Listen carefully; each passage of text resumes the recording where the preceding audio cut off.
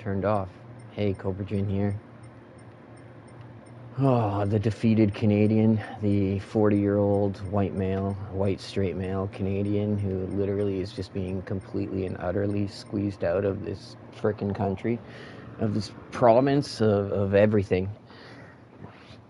It's crazy. It is utterly crazy because now that I look back, it's like I can see that there has been a campaign against people like me. White Canadians, straight white males, especially if you look at the last like 15 years. But yeah, it is absolutely crazy that I grew up just being like shamed for what like 2 generations before me did, and then before that. And we've been tearing ourselves down ever since. My entire life is just like tearing ourselves down, trying to like build other people up.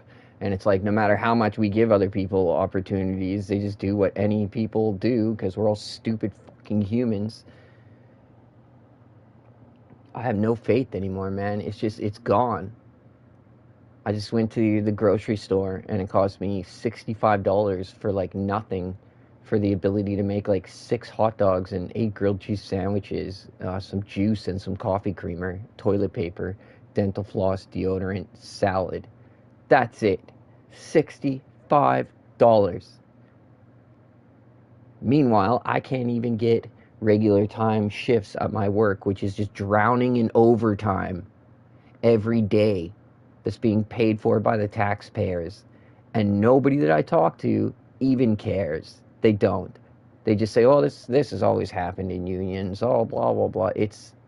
I'm so disheartened. I'm so defeated. I've been literally trying to fight my entire life, and I've been labeled like all sorts of words that people were able to throw at me to make themselves feel better about like where we were headed and what's going on, just because I wasn't okay with it. There was people like me trying to speak up for the last like 25, 30 years.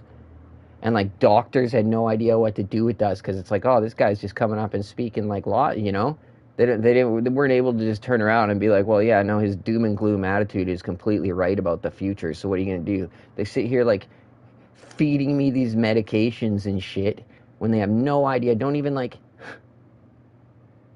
mention assessing me for autism my entire life. And then I get to 40 and I start hearing about other people that are like undiagnosed autism, and I'm just like, holy, even if I'm not, how did nobody ever mention this? They sat there diagnosing the symptoms of autism and like giving me these antidepressants and all this shit, and nobody said, not once did anybody say what. And I don't get it. Like, I'm constantly having like blow ups, and I cannot, like, conflict is something I'm so incredibly bad at. I'm constantly making an ass of myself, and I'm constantly having to apologize and put myself down and shit, and it's like still no one mentioned it. Like, what did they need to see? Did I have to hit someone? Is this all because I never hit someone? Because I've never hit a person in my life? Is that it? If there would have been like one altercation, would they have been like, oh shit, okay, well now he's hitting people, so like I don't get it. Screaming at people's not, and losing my shit is not enough just because somebody gets in my personal space or like says something to me. When it's that, I'm just a touchy fucking person. But it's like one little step further and a diagnosis further, and suddenly people would be like, oh, maybe we should stop like agitating this fucking autistic person because we know what is going to happen. I've just been let down in literally every day. My commitment to the places I've lived, where I would stay there for like 8 years, means nothing because places just got bought and sold. Last one I got kicked out of, they just pulled the whole I'm moving family in. So what did that get me? That got me 1 free month of rent, and then I'm back out into the housing market where my rent doubled. Doubled. So what, I'm supposed to go into this new market of shit condos that nobody wants. We're seeing it in Toronto now. We're seeing now there's this mass influx of like these condos being built that nobody wants to own. Yeah.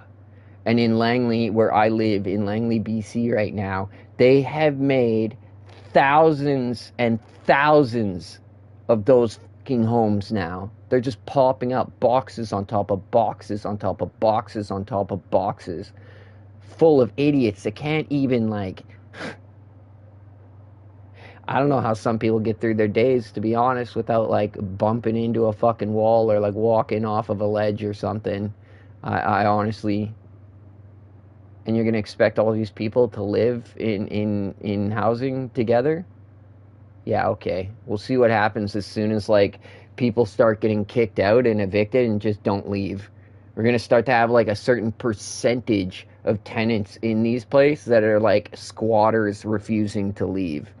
That's gonna be great. And then every weekend when you go outside, it's gonna be like another, your neighbors are getting like kicked out and stuff because the place has been bought and sold again because the people that bought it can't afford their mortgages now. So even if they're okay, so if the market does well, they sell it to make the money, which increases the whole value and hurts the whole housing market.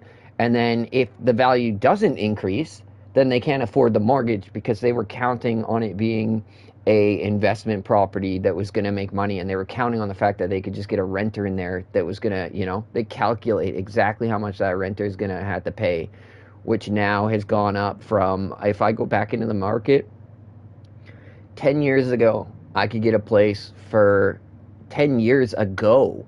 I got a coach house, 500 square feet above a garage. That's it. My expectations here are not high for myself. I just want like a minimal standard of living where I have a minimal amount of like privacy. But literally, I was in these coach houses that are the most like crappily built thing above a garage. So hearing the garage door like would literally rattle. I had girlfriends that would get like afraid of the garage door like opening and closing. It would scare the shit out of my cat.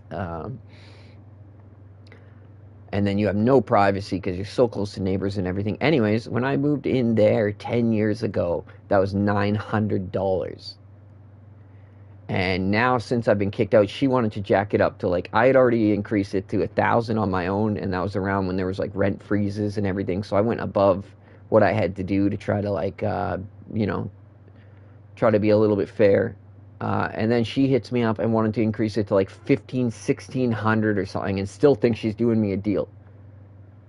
So it's just like, all right, well, I'm out of here. I'm not going to make it that easy on you. You don't get a good tenant you've never had a call, you've never any of this. Like, there's never been a problem. I've never asked for anything, never complained about anything. I'm not going to give you that type of tenant when you're going to be this type of landlord. I'm not going to make it that easy on you. So I left. And I really do hope that after she, got her family in there, I really do hope she got absolutely shit tenants that just give her nothing but headaches, because that would serve her right. So now I'm gonna get kicked out into this market where they have built so many of these stupid places, and they're like $2,200 a month.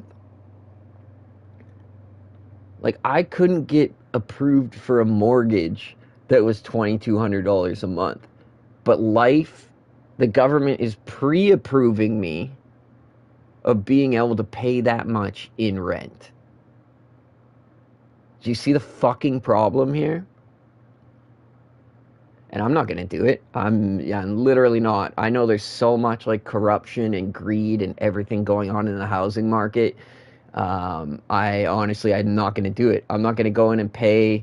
Somebody could own 10 properties, or properties, what a stupid term. Somebody could own 10 boxes on boxes, and oh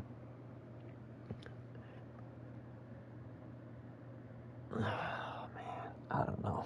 Give me a second.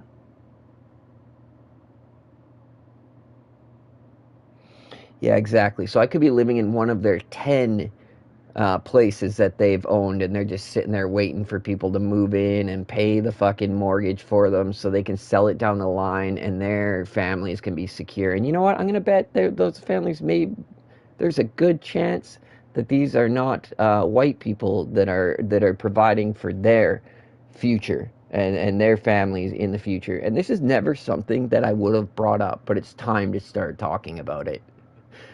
We have somehow been convinced, straight white people, we have somehow been convinced to like shit all over ourselves and tear ourselves down for like 20 years straight, and now we're actually on a path to like not existing anymore. So this is like long-term erasure for people, and it's crazy because there are people that talk about it, and there are people that know what's happening, and there are people that think it's funny, and there are people that are coming here that are perfectly willing and able to like take advantage of how stupid we are all being here as we roll out the red carpet for anything that's not straight and white. Only we don't roll out a carpet, we throw down our men and say walk all fucking over us. For real, man. The suicide rates, the drug addiction, like the lack of kids.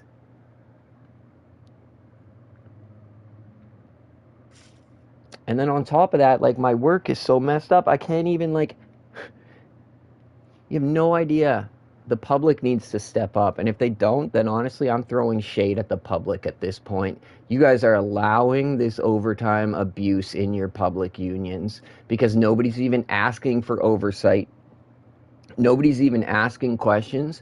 And when boomers had their kids coming forward, when millennials started going to their parents and telling them what they saw and how this wasn't going to work, their parents sat there and turned around and just told them that this is the way it's always been and this is the way that it's always going to be. That was literally take whatever opportunity you're given. Don't say no to anything because other people are going to take it. These are the mentalities that I've been just force-fed as I try to make a difference in the healthcare union in BC. It's utterly disgusting. We now just manipulate scheduling so much. We create double shifts to create overtime, and there's nothing they can do about it.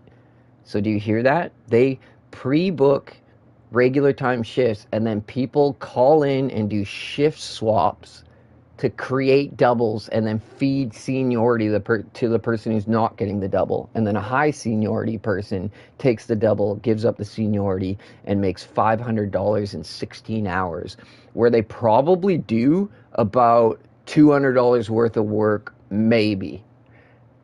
And then the brutal thing is, I get to work last night, and the first thing I hear is somebody say, well, time to go home and get my 3 hours sleep. It's not enough, but that's what I got to do to come in and do my doubles like this. So that person will make $1,000 in 2 days off your taxpayer dollars if you're Canadian. $1,000 in 2 days.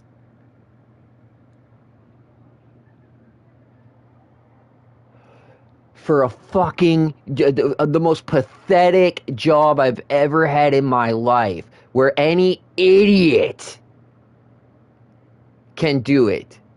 I've been broken by other jobs I had. This is a whole other level of privilege, and it has nothing to do with being white.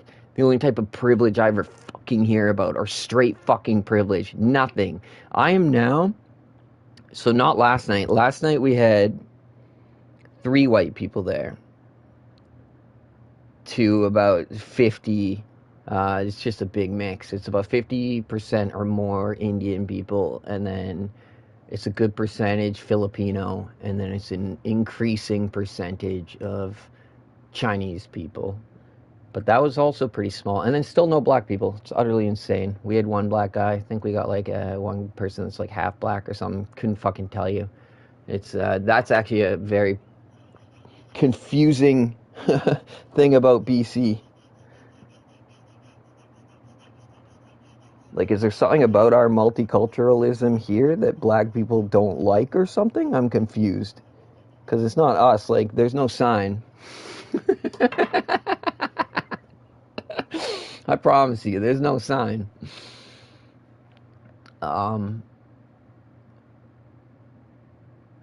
So for this week, they always like call out and pre-book shifts while everyone else is just busy booking their doubles, and we run out of stuff to do. Like, I could go in and there could be 8 people making $50 an hour on my shift, and then we run out of things to do 3/4 of the way through the night, and that's with us working slow. What I've started doing lately is I don't even put my machine into Rabbit. I keep it in Turtle, because I'm literally just trying to not run out of things to do with being paid with your tax dollars. I'm literally just trying not to run out of things to do, because I know that I'll go home when we run out of things to do, because I'm not getting paid to like go in there and stand around and talk to people. I'm not getting paid to like pretend to work. This half-ass version of it is the best I can do.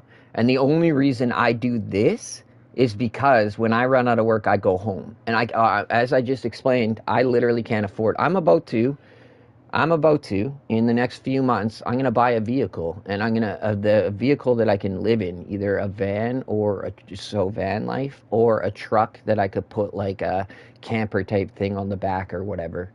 And there's streets like around my work and everything that I could just park on. There's traffic 24/7 there, and it's just random vehicles all the time right by my work. My work's got a shower and everything. I'll just find like a laundromat to use. And so yeah, I'm gonna move, instead of paying $2,200 a month somewhere, I'm gonna move into a vehicle where I then am gonna. It's like I'll be making $2,200 a month just to not pay rent. And then like some of the shit that I've dealt with living in the places that I'm in, anyways, it's like, yeah, it's gonna be fucking great to be able to just like uplift and drive away from my problems rather than being uh, cemented down by a foundation and stuck next to my problems. So that's my plan. I refuse to move into somebody's 10th investment property. Like, I should be able to see a list when I go and I'm negotiating a tenancy agreement, which I know you're thinking, oh, you don't get to negotiate. It's like, yes, I do, because I'm not going to partake in just anything. It's like I have a certain standard where if I can't find that, then I won't be paying into rent. And I think you're going to see that increasingly. So you've already got, like in Toronto, they got this mass influx of these places being built that nobody wants to buy. Well, the other end of that is nobody's going to want to rent them either for what they're trying to charge. Like, we're all going to group up with our friends. We're all going to actually be like, oh, how as white people did we get convinced that we all need to move out of the house at 18 and all live in our own fucking places? So like, I'll be out there paying sister will be out there paying $2,200 a month rent. It's like my parents are in a place by themselves that they can't even have us come home to, and one day they're going to sell it and it's going to cost every penny that they've made in real estate just to get them the retirement that they deserve, which is absolutely, because that means they will be leaving nothing behind. It will have just been absorbed by this greedy and corrupt country, which is fine because most of their profits just came from real estate, which that whole thing is, I mean, boomers were being bought. They were being bought. They were such large numbers, and they actually watched the news and stuff. So that means their support for the government could not have gotten away with things like the pandemic response, the Emergencies Act, mandatory vaccines and stuff. The government literally could not have gotten away with that stuff if it weren't for the support of boomers. And they bought that support with anyone who bought a house in like the 90s in BC made like 500,000 to $1 million plus on that property, when it should have been like a fraction of that over time. And yeah, and so then the brutal thing is, when we've been going to our parents and trying to ask questions and stuff, they were never willing to have critical conversations, because to them it was fine. To them, they were given the opportunity to have affordable housing when they were younger. There was actually initiatives and programs set up for, like, not just handing out credits to first-time homeowners. There was actually programs where they were building houses like more cheaply and everything, and making properties that people could get into as their first property. I forget what the hell it was called. This was back in like the 80s, but they literally were like building the places, not just handing out a tax credit. First time homeowners shit, okay? And that's great. They literally were making sure to build houses that would be good for you to go into as your first house on a property. Okay, so this enabled people like my dad, who's actually a lot like me. We hardly even talk anymore. Because we're on two such different fucking levels that we hardly even talk anymore. Because I can't have, my life is going to be nothing but a battle going forward. As like I said, as you can label it as whatever the hell you want. I'm looking out.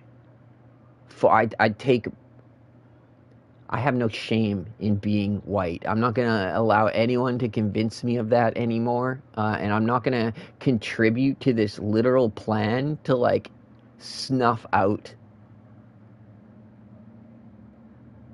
Honestly, just look at statistical data on reproduction and on where things are going. Look at like immigration levels and everything.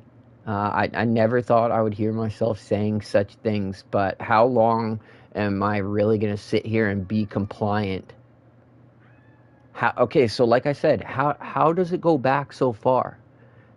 How is it that you can go back to when I first, like I'm 40, so how is it that you can go back to when I was 18 and we already immediately put a pressure on ourselves to move out of the house? It was like if you're home at 20 still, you're like a loser and like a mama's boy. And like this is literally.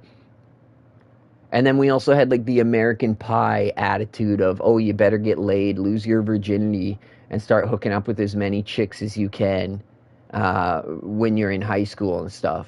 Like, so it was like, yeah, move out of your parents' house. Everyone go off on your own and struggle, where you're literally going to either be just getting by or going into debt. We have entire generations of people that are going to have like no retirement savings. They're going to go into retirement with debt and like some minimal CCP earnings.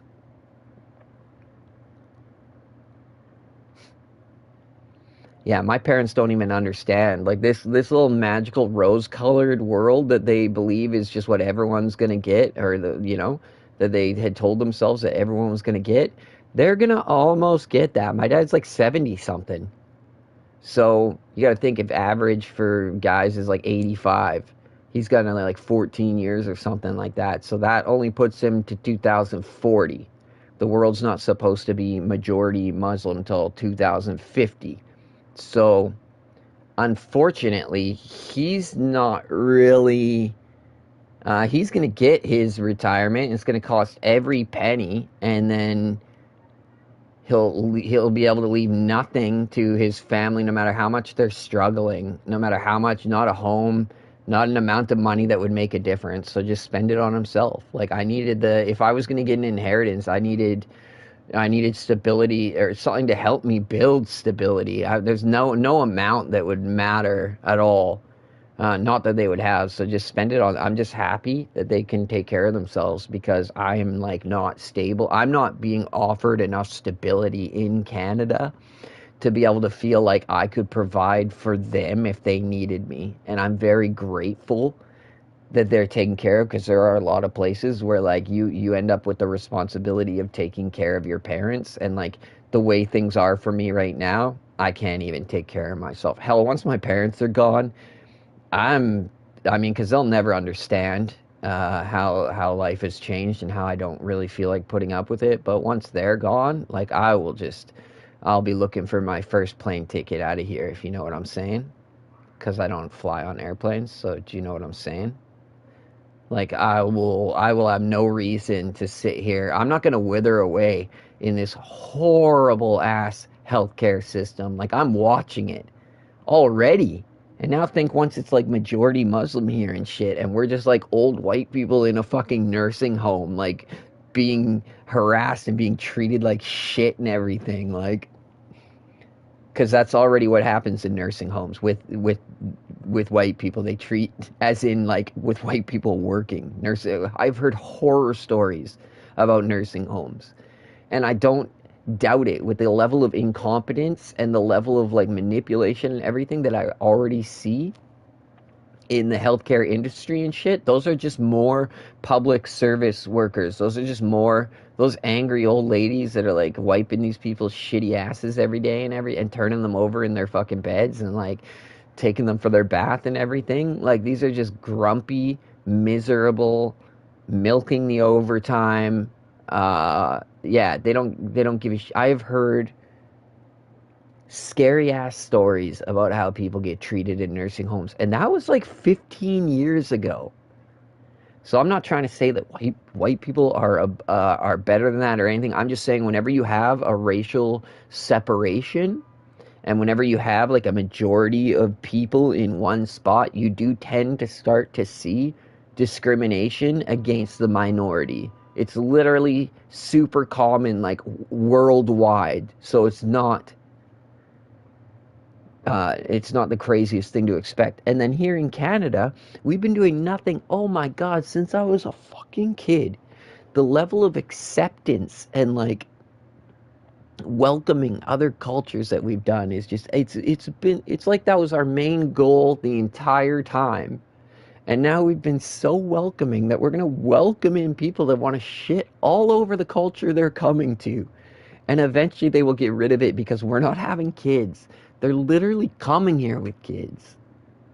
They're having more kids, and their kids are going to have kids. Back to the American Pie thing. We got convinced, like, oh, when you're in high school, start getting laid right away, rack up the body count, you know? And then they even make jokes in that movie where the guys are like, oh, I'm at 3. And then the girls are like, oh, you know what that means? It's been 1 or none. Like making fun of like when a guy says a number, it's half as much. And then with the girls, they're like, oh, how many people did you hook up with? And it's like 3. And then they kind of make a joke. Like not only is the number already double what the guy's numbers were, whatever a girl says, it's actually double. And whatever a guy says, it's half that. And this whole culture, this whole joke is based around the fact of like convincing were all these people white in the movie? Yeah, they pretty much were all white. They were. Except for the sex symbol Nadia. Nadia was the only one. She was like the foreign exchange. Oh, wow, the hot foreign exchange student that everyone wants to hook up with. That's hilarious, actually.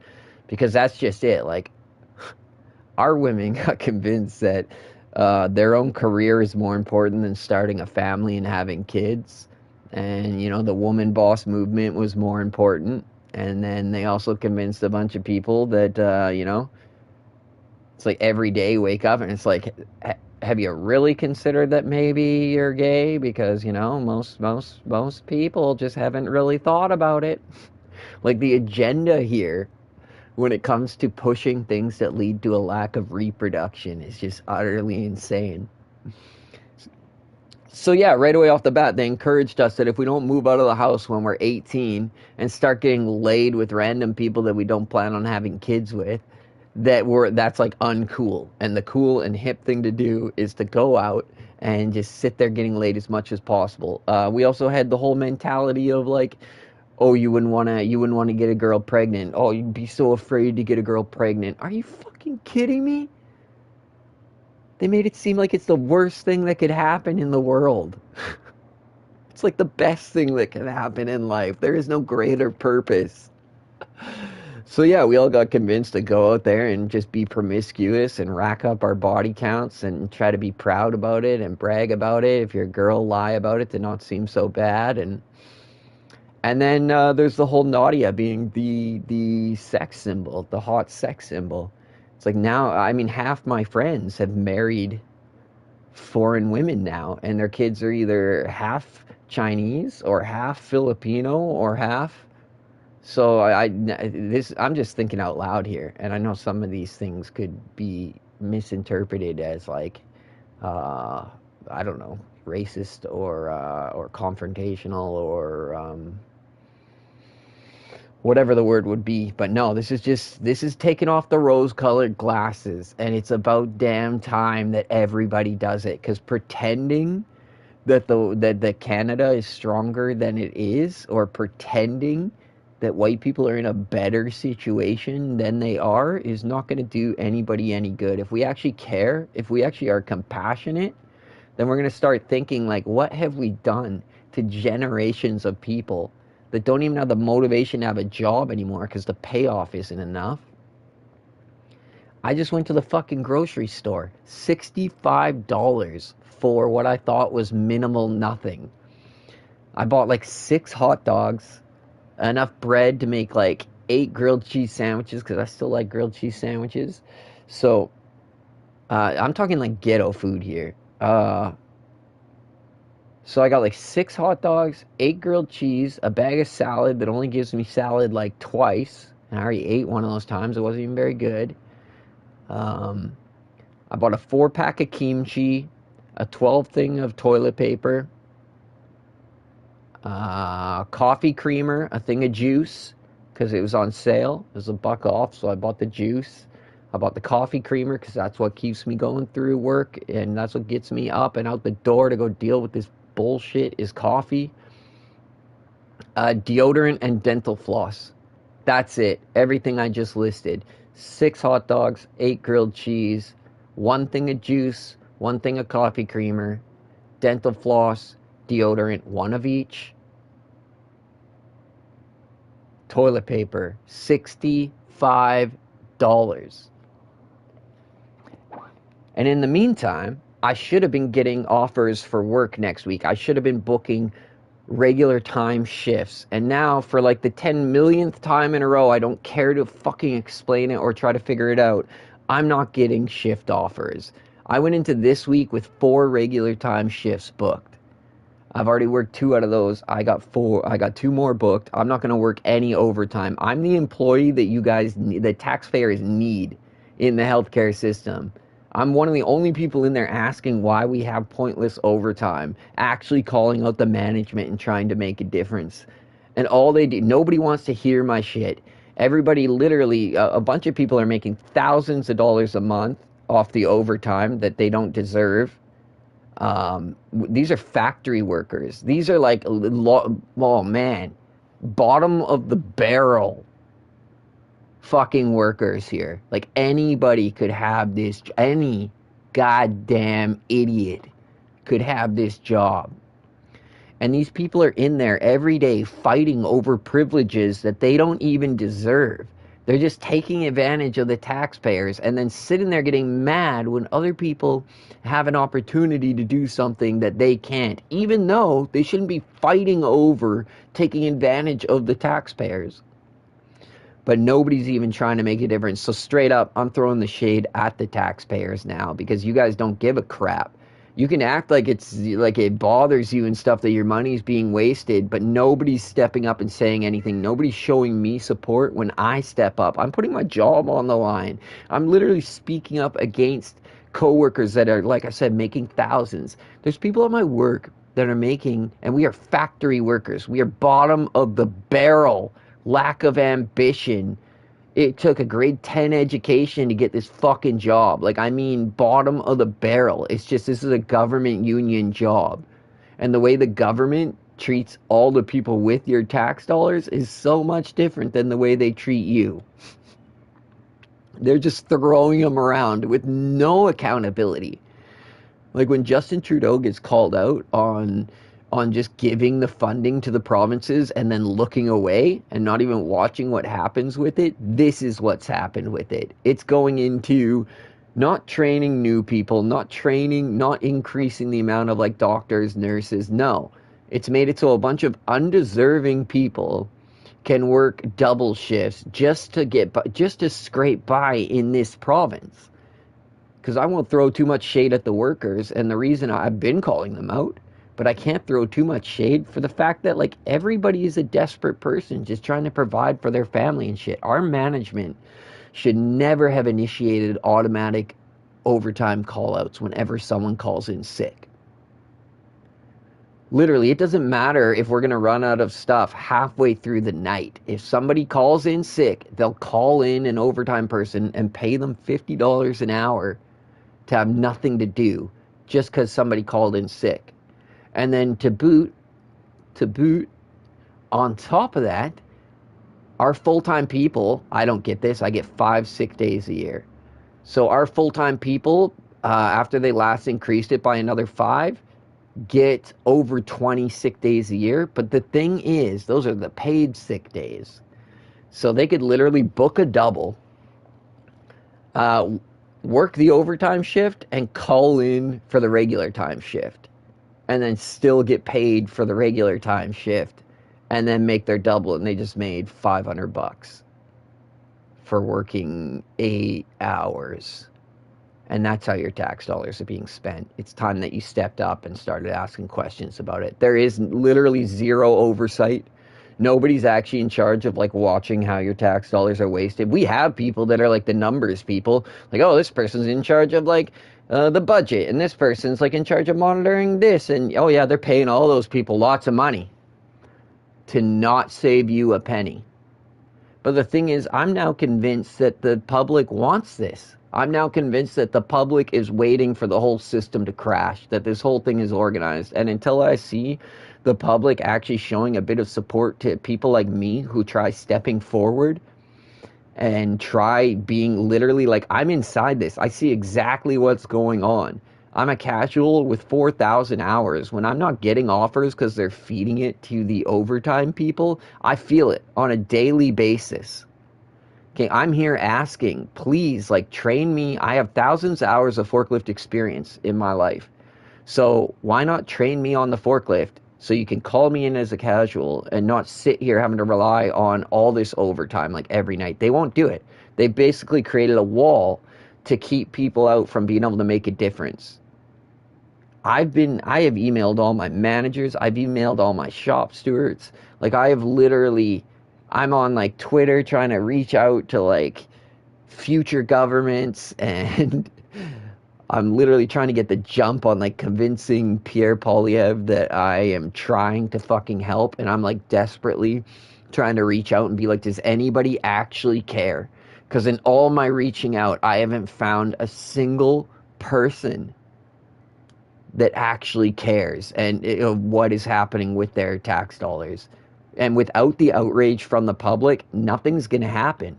When I go forward and I start getting mad about not being offered my regular time shifts when other people are being able to pre-book overtime, all they want me to do is file grievances, which means I'll then get paid for not having worked the shift, on top of them paying somebody $50 an hour to do the job. So now 3 people's worth of wages were paid for 1 person to work. That's the solution that I get when I go forward and try to like file grievances over this. They're just trying to give away your money to people for not working, so they'll hush, so they'll be quiet. It's called hush money. This grievance shit, it never changes anything. I've been able to make more changes by not filing grievances than like 100 people combined filing grievances, because it accomplishes nothing. They literally like pay you out with tax dollars and then tell you, okay, the problem's dealt with. Like, don't go around complaining about it anymore. Don't. This is a done deal. Like, it's closed. Now drop it. Hush money. Last time I tried filing a grievance, I literally just had to stop because they were trying to force me into going for money for not working. And I refused to take taxpayers' dollars. But let me tell you, I am 1 in like 100, which is why 1 in 100 who feels compelled, whether it's autism, whether it's just that I was raised fucking right, okay? It doesn't really feel like an option to me. I know what in my heart, what is right and what is wrong. I can't sit here stressing over how broken Canada is while I sit here sliding a knife into its back. You know, I got family that's struggling right now with the medical system having let them down. I've been trying to tell my family for the last couple of years what's coming.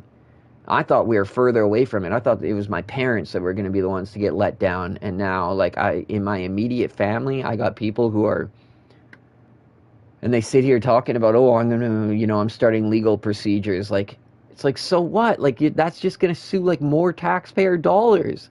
Like, do you get it? You guys are being held accountable for every little bit of people not giving a fuck. You're footing the bill. And as long as you're footing the bill, you're enabling it, because you do have people like me that are coming out here and trying to tell you, and I just get shut down left, right, and center. Literally, like, driven mental. Because it's so hard to believe that you could try to do the right thing and that so few people would want to do that. I'm telling you, man. When people see other people get an opportunity, you know what I was saying when we were kids?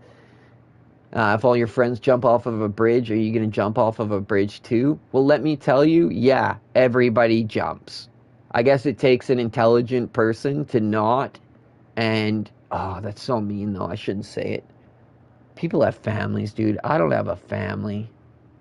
It's not a good enough reason, but like... So I've gone to management. They enabled around in the pandemic, yeah, they enabled it so anytime there's a sick call. Oh, so the other thing is the full-time people get like 21 or 23 paid sick days a year. The thing is, on top of that, they could call in as much as they want and they're not going to get called out.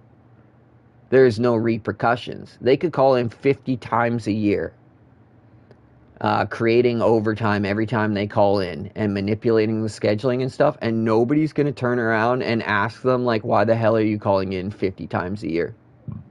And they're still going to get their stat. Like, I'm a casual. I don't get the stat pay. I get 5 sick days instead of like 21. I'm not going to get the pension out of it. I don't get vacation time. So they start at like 18 days of vacation time as well, on top of the stats and on top of all that paid time. Like, you have no fucking clue. And this is lower level. But the thing is, I'm starting to wonder, like, how much this same bullshit is common throughout the entire healthcare industry. Like, our doctor and nurse shortage, how self-imposed is this? Because the doctors and nurses that we do have been getting ridiculous unlimited overtime this entire time. When you have people profiting off of a system being broken, you have to start asking questions. You have to. There's an obligation. Otherwise, you're just literally allowing the corruption to grow. And this is what I mean with the rose-colored glasses. Take off your rose-colored fucking glasses, man. Stop assuming that you can have 50 people on a shift and not have any psychopaths or sociopaths. That is utterly and completely stupid. There are statistics that will show you how common a psychopath, and this is not like a murderer, this is just somebody who will step on and over anyone to take care of themselves and not feel bad about it. That's it. This doesn't have to be like or like, you know, Huey Lewis and the News loving fucking psycho. So yeah, they sit here and they get 50 people in there and they act like nobody's a criminal. I can tell you right now, with the abuse of what's going on and the destruction, if the public could see, there would be such incredible outrage. But then, why don't you listen when people are telling you? Like, I don't get it. People are so willing to stay ignorant to this because it's like it takes less effort out of them. I had a discussion with my father recently, and he sat there telling me about how he got all involved with like the management of a movie theater and everything, because my mom and my sister and my aunt and my cousin, they went to see a movie together, and there was some disturbance with some like young influencer kids or something were in the theater like causing a ruckus. So then they went and complained after and spoke to the managers, and then my dad's like all over emailing them and everything, and like, and then the coupon didn't work, so he's all emailing them and trying to take care of that, and he's getting so involved, and he's telling me about this, and yet for the last 20 years I can't raise his heart rate over like what's happening. I can't get him to stand up and fight whatsoever. He's just like, oh no, I'm 70, like my fight's done. It's just like, well, the fight for Canada is like just becoming clear right now. And I don't necessarily mean race. I only mention that because white people are quite literally disappearing here. If you can't admit that, then you just have a problem with reality and with truth. And you need to go look at statistical data that's already been compiled for, I don't even know how long. This isn't new. If it's new to you, then you just haven't been paying attention. People probably tried coming to you and talking about this shit, and you like were told to just shut it down and not even have the conversation. And okay, well that's great, but y'all are gonna be like, you're gonna have to answer for like, what do they call it when you erase a race of people? Is that not like, no, I don't want to use the wrong word here, but if you're not standing up for white people at this point, or just, hey man, there's a difference. I work with some people that have, you know, you can tell, not just by an accent, you can tell the true Canadians, man. You can tell because you have a conversation with them and they actually care. They sound like they're not just here for like 2 years to make some money and then take it back home. Like,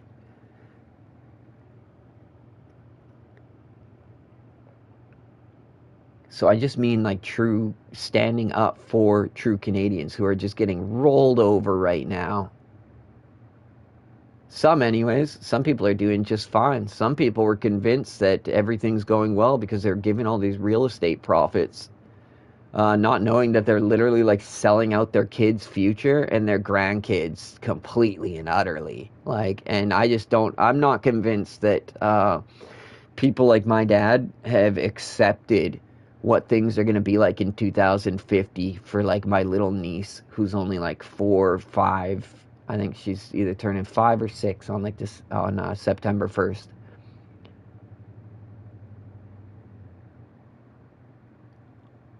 Oh, sorry, I just got stressed out thinking about how I can't get shifts at work.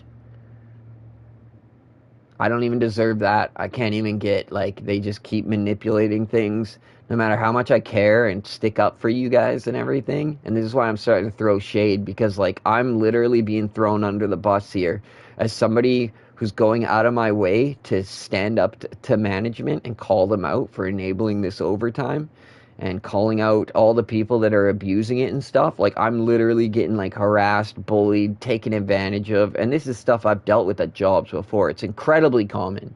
I've been in a job that had 5 people and one of those people was a psychopath or a sociopath. So yeah, back to that, like my work, they think they can have 50 people in there and just put on some rose-colored glasses and just pretend that everyone's a good person. No, I'm sorry. They're not.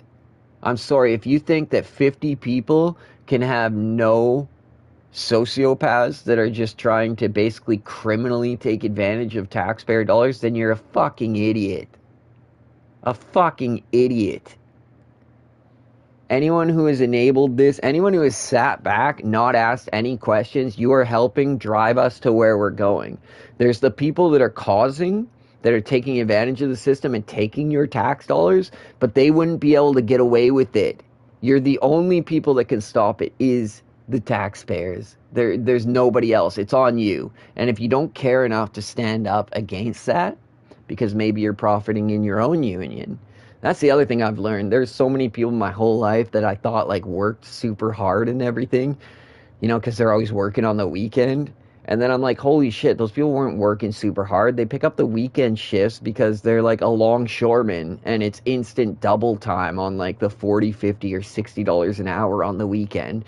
So they just work only overtime, double shifts, and then on the weekends to collect that. And then they leave for like 4 months of the year at least. They're just off vacationing and stuff off like the money that they made in by working weekends for 8 months. Like honestly, I was like, and that's a bit of an exaggeration. There are obviously I do know people that actually work their butts off, but I'm just saying some of the people in these unions and stuff where I assumed the jobs would be really hard in order to get the perks and stuff. Nope. No. It's just taking advantage of people, and people have been doing that for so long now that the system is starting to break, and it's not going to work going forward. You can sit here and argue that it is. I'm not convinced that my pension would be secure, even if I were to like, you know, become full-time and everything, which I can't. My workplace is so toxic, I can't stand to be there full-time, so I don't even have the privilege. Yeah, I'm so privileged being straight and white that like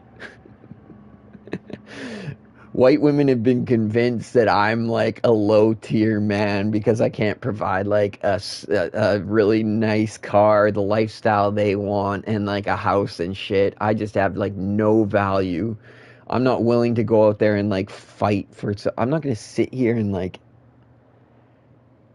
I'm sorry, man. I gave my heart away when I was like 20 years old. I was in a 4-year relationship. I thought I was going to get married. We used to talk about the kids' names and stuff. It's like, and then I helped pay for her to go to school, and she literally just left me for her teacher, which I guarantee you she had already like slept with him before we even broke up. Yeah, and he had the same name as me too. After I'd helped pay for her to be in school, and she still left me because I looked too irresponsible. I believe I somehow heard down the line that that guy cheated on her and then she cheated on him with his best friend. Or yeah, I don't care, whatever. White person degeneracy. This is what we were convinced was like what we should do with our lives. So I really hope she has a family now, because one of us should have added children to this world. And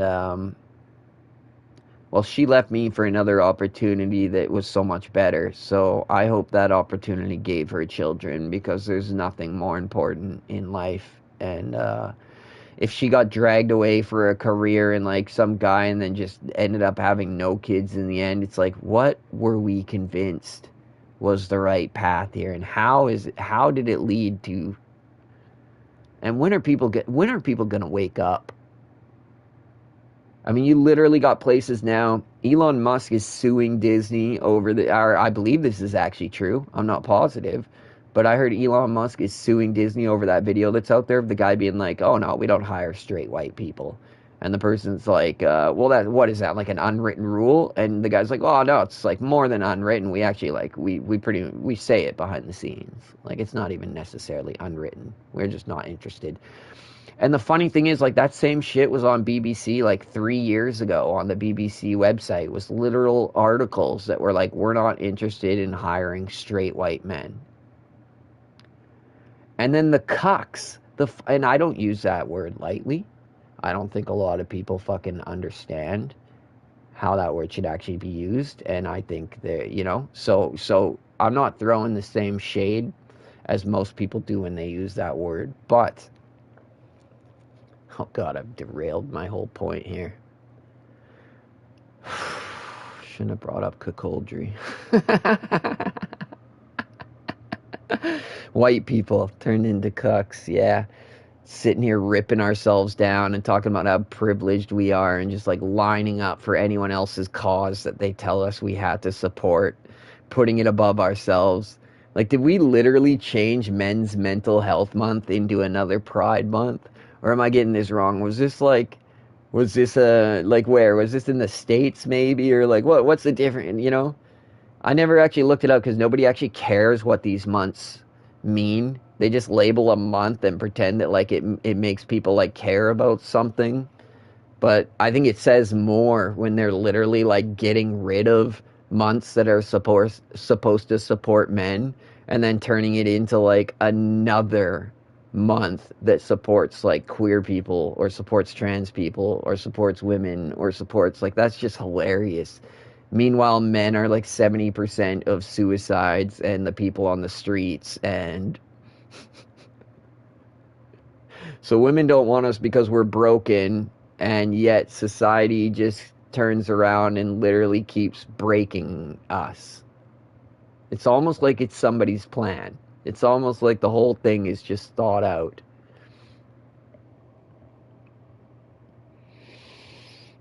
Anyway, so yeah, $65 worth of groceries got me like nothing. I'm now going into Wednesday night and I still haven't gotten, for some reason, I'm getting no offers on my phone.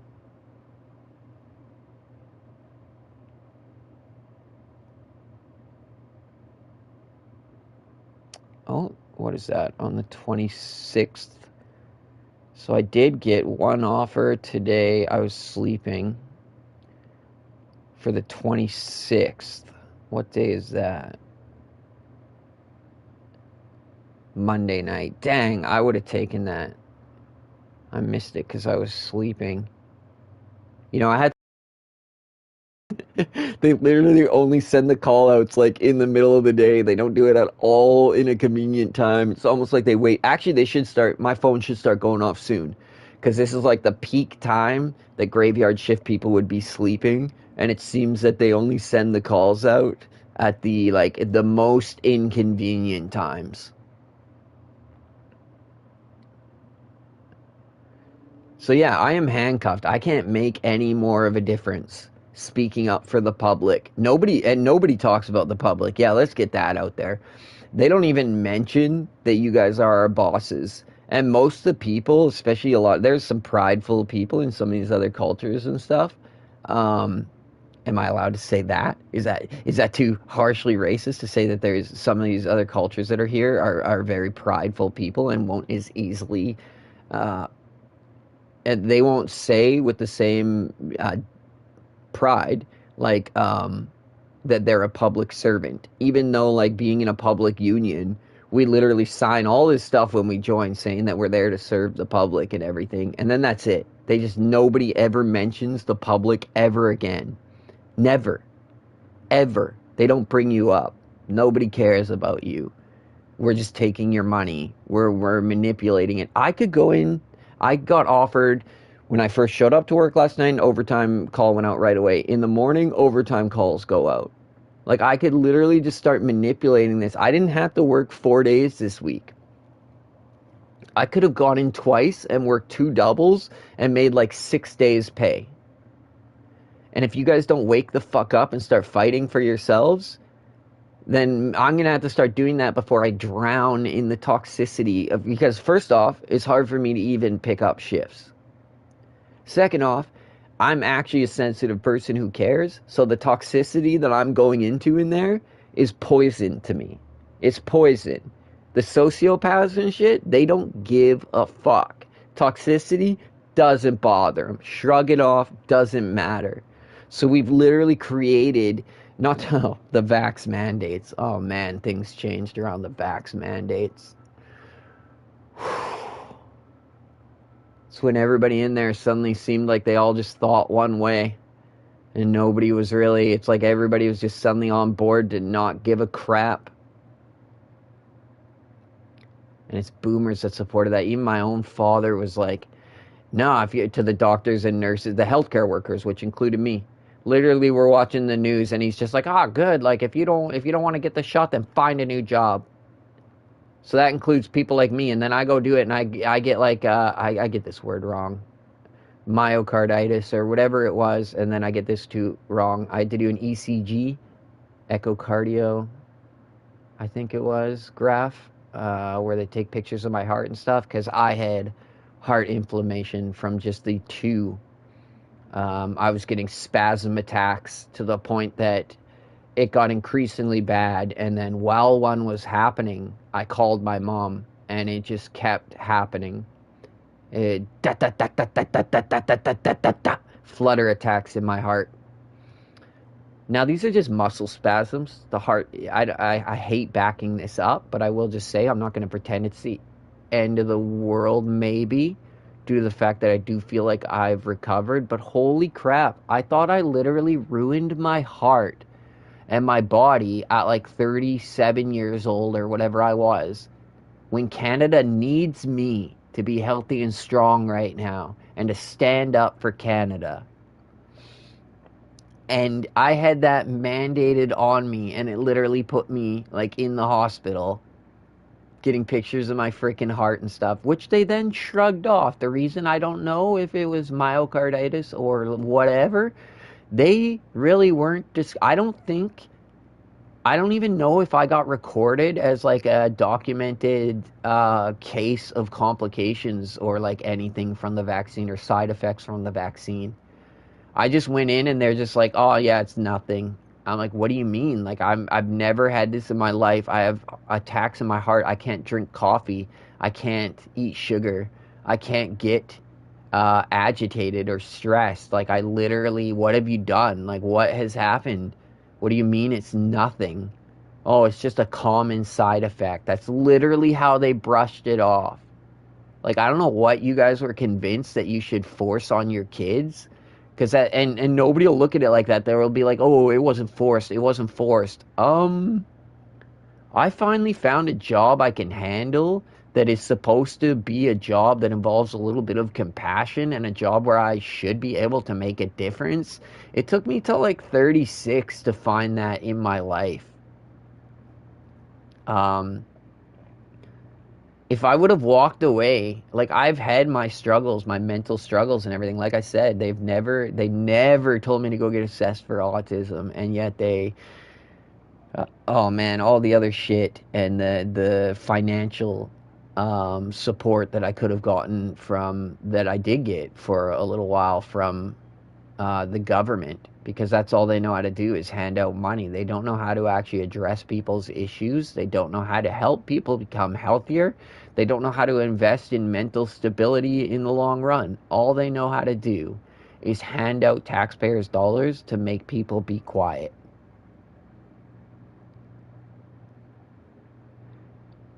And to be truthful, like I'm losing the ability to care. I mean, pretty soon I'm going to be living in a vehicle. Um, I'm not going to partake in this anymore. I've been trying to fight. People labeled me. What did they give me?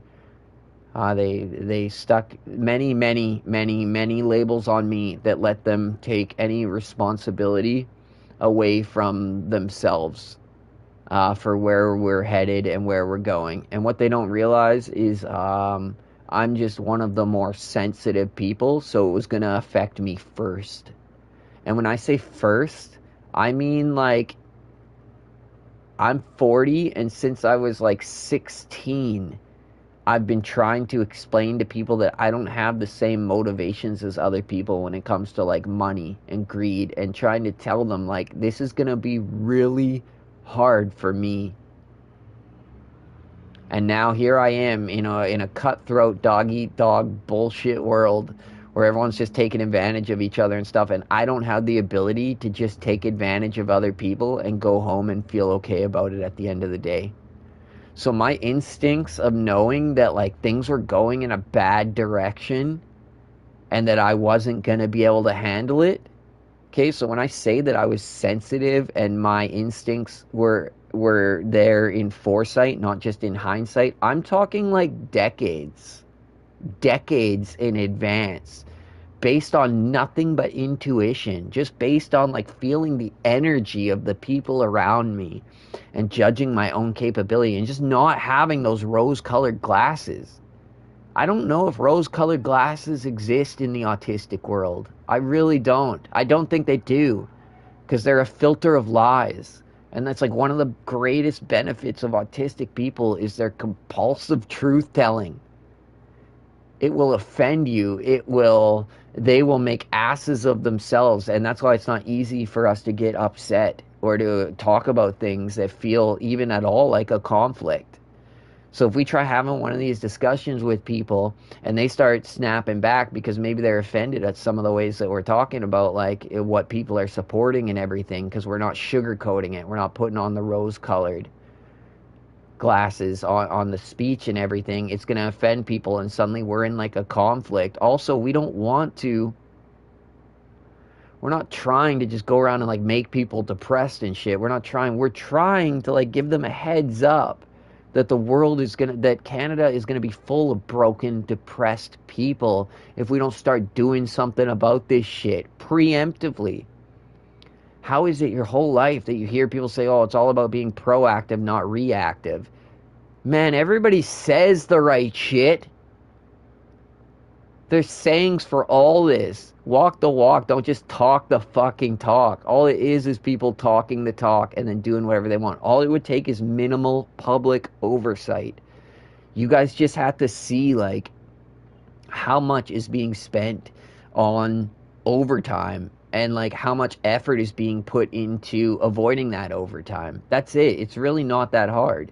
We have managers that are employed to be training people, and then there's reasons that they just aren't training people. We could have 5 days in a row where we finish 2 hours early, and we're surrounded by overtime people because there's such a small pool of people that have like the forklift training. It's being gate kept, and because they're benefiting financially. It's very crooked.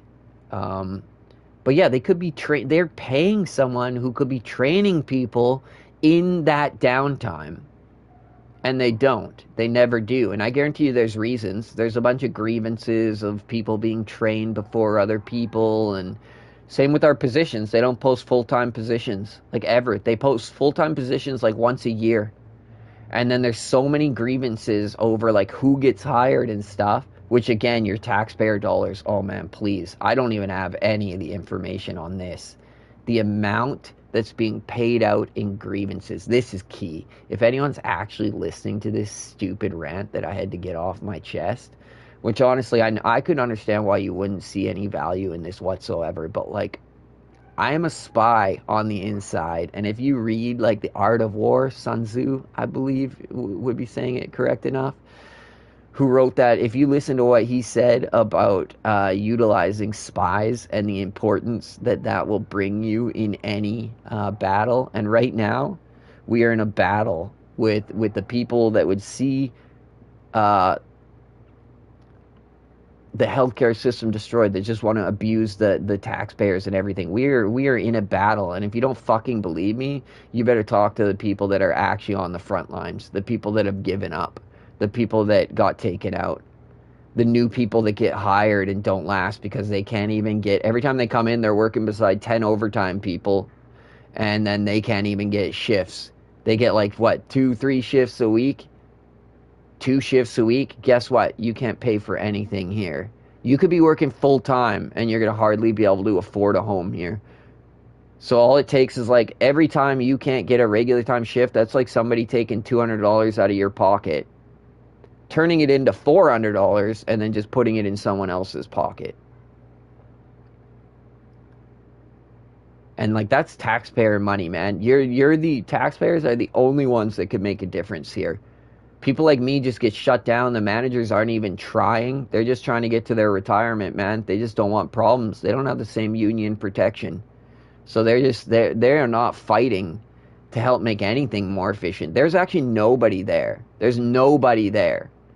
And nobody can argue with me because nobody's asking the questions. Nobody's standing up. They're hiding all the data and everything. Nobody there is standing up for the public. Nobody in my work.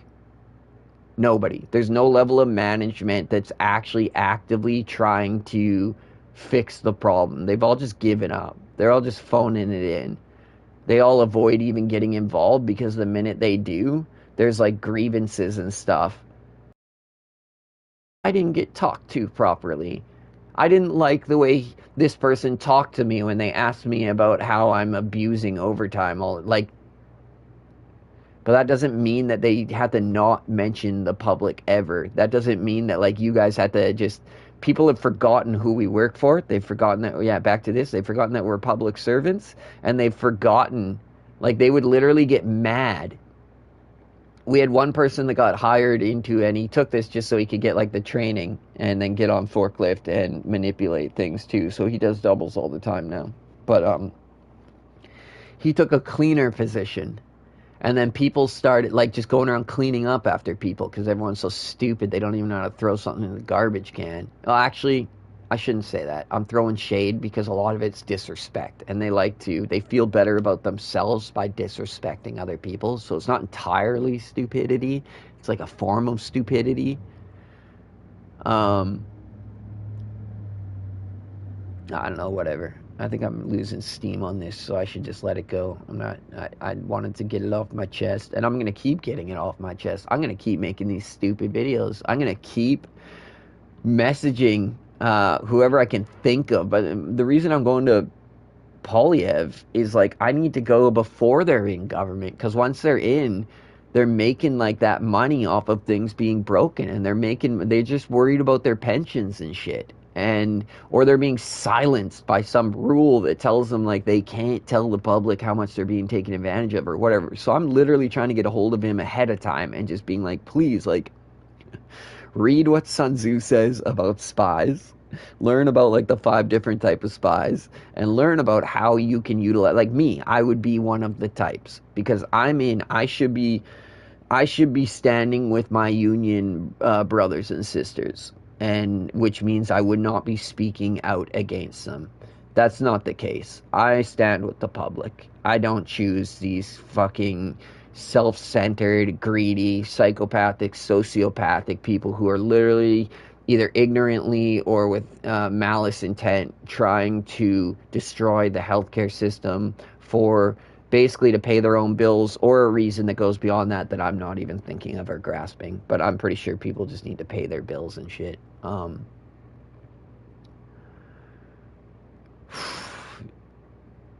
First step is get the automatic overtime calls taken away. That was initiated by one manager when we were at the tail end of the pandemic and things were a little bit harder for us. We were falling behind a little bit. But I'll tell you right now, let me admit it to you, we fall behind because we choose to fall behind. We're not finishing our job because we choose to not finish our job. If we don't finish, overtime calls go out. The slower I work, which I dictate my own pace 100%, 100%. I could work twice as fast as I had to, or I could work 25% as fast as I'm supposed to. And there's literally, as long as I answer the question right when they come to me, as long as I don't care and I don't get worked up and I just say like, oh, like I'm trying. I don't really know. Like, this is just, there's nothing, I'm not trying to do badly. Like, that's it. So I dictate my own pace, which means we create the overtime. We decide when we finish or not. And we decide not to finish. We decide not to, just to get one thing straight, we stock hospitals. We stock every care home, every mental health facility in BC, and some on the, well, not everything on the island, some on the island, and we don't go all the way like to the interior and stuff. There are a couple places that we don't, but other than that, we hook up every hospital, clinic, care home, mental health facility with like everything from Kleenexes to solutions to diapers to medications and stuff that are locked up in the pharmacy. Like, we are an incredibly integral part of the system due to the fact that nothing has changed. And this whole system is like incredibly vulnerable. Do you know what union means? Union means never change. Union means, yes, absolutely. You want to talk about privilege? Union means privilege. And yeah, if you go back, that was white people. It was white people. It was, this white privilege I've always fucking heard of. You go back in time and go into unions and you're going to see white privilege. I fucking guarantee you. But that's not the case anymore. And it's not male privilege. My shift, I'm turning into so many different types of minority. There's so many women on my shift. There is, last night we had 3 white people to 50 people of other cultures. I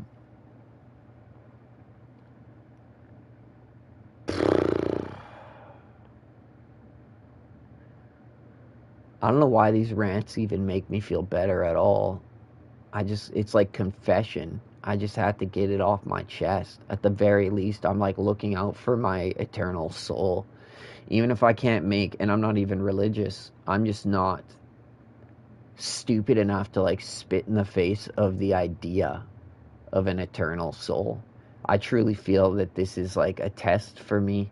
I feel like this will be the hardest test of my character that I'm ever given. And like I just tried to explain to my dad, like my compassion and my inability, or my ability to like not just take these easy outs and take advantage of other people, it's one of the things I'm actually proud of in myself. It's what I take pride in. I know it's not my sexuality or like my gender or all these other things that people get to like take pride in, but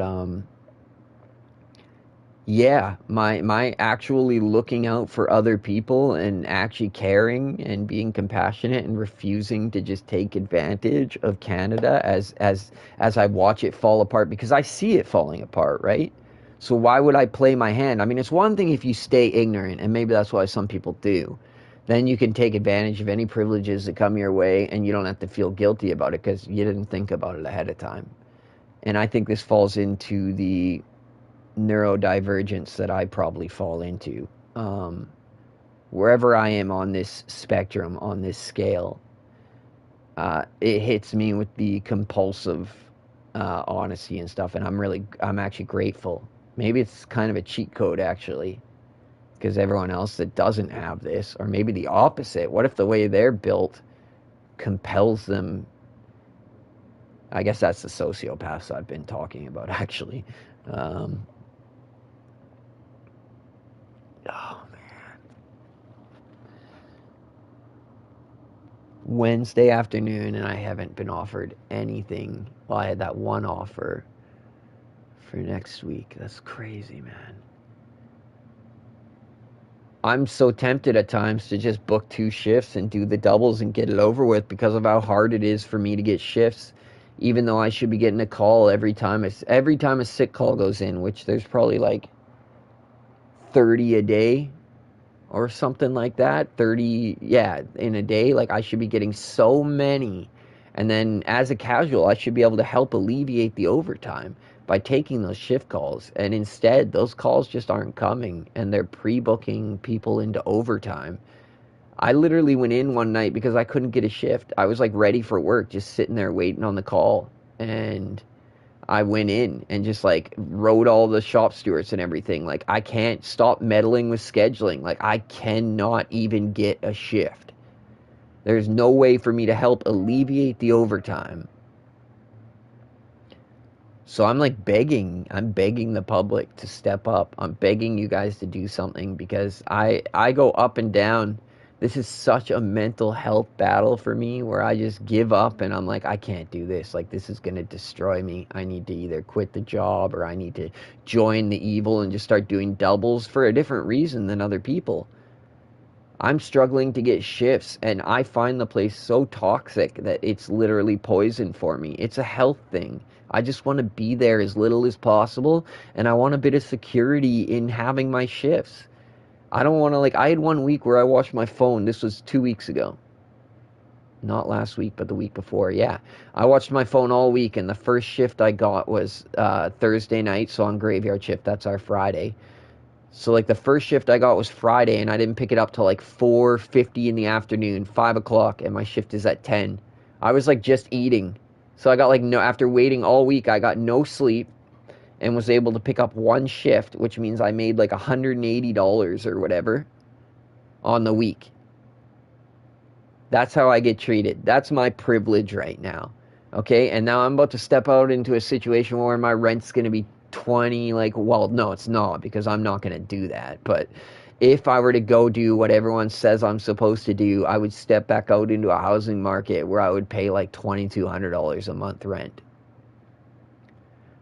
So it would only take 1 week of them screwing me over and handing my shifts over to overtime people making doubles before I'm being displaced and unhoused. I can't take that on. That's my credit, man. That's my reputation when I can't pay my rent because I was taken advantage of and I was bullied at work by people that are like milking the system. That's all it would take, 1 week. And then all that money I didn't get a chance to go in there and make because they were handing out ×2 of it to overtime people. It's just going on my credit card to pay for me to live, to pay for the $65 worth of ghetto-ass groceries that I just went and bought. Hot dogs, grape juice. Oh, shit. Hot dogs, grape juice, grilled cheese, deodorant. Fuck, I should have bought a fucking bottle of lotion. I use lotion every day. Fuck off, man. I can say it.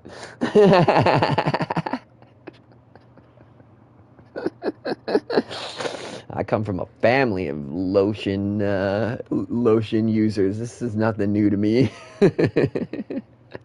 My mom's got to go buy like specialty shit from all over because she deals with like super dry skin and eczema, whatever, and all that. So it's literally like a fucking battle just to be able to find stuff. And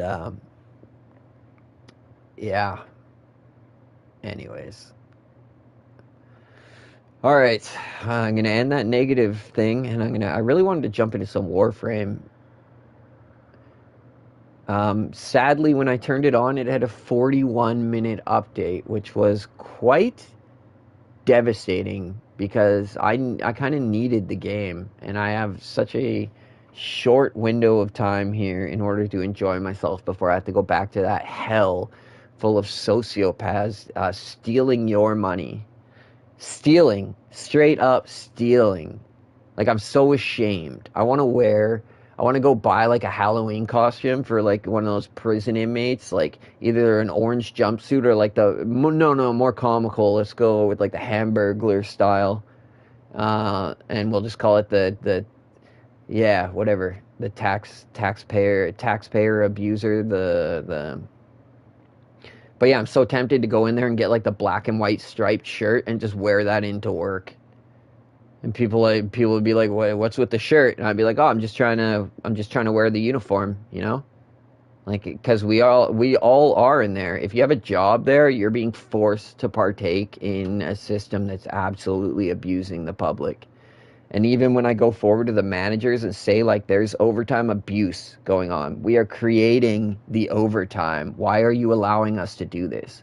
Like, management was the ones who enacted this, or who started this, initiated this. They fought to have this happen, and only they can fight to get rid of it. Um,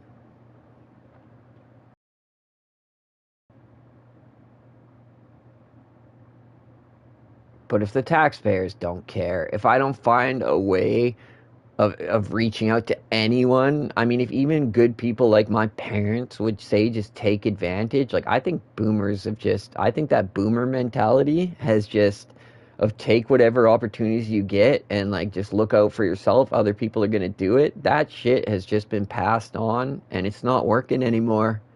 If there ever was a time it was working, it was due to ignorance and not really thinking about it and not, you know, it was going to work for a while. Now we have like what the last couple of years, how many people have died in hospital waiting rooms in Canada? It's at least three.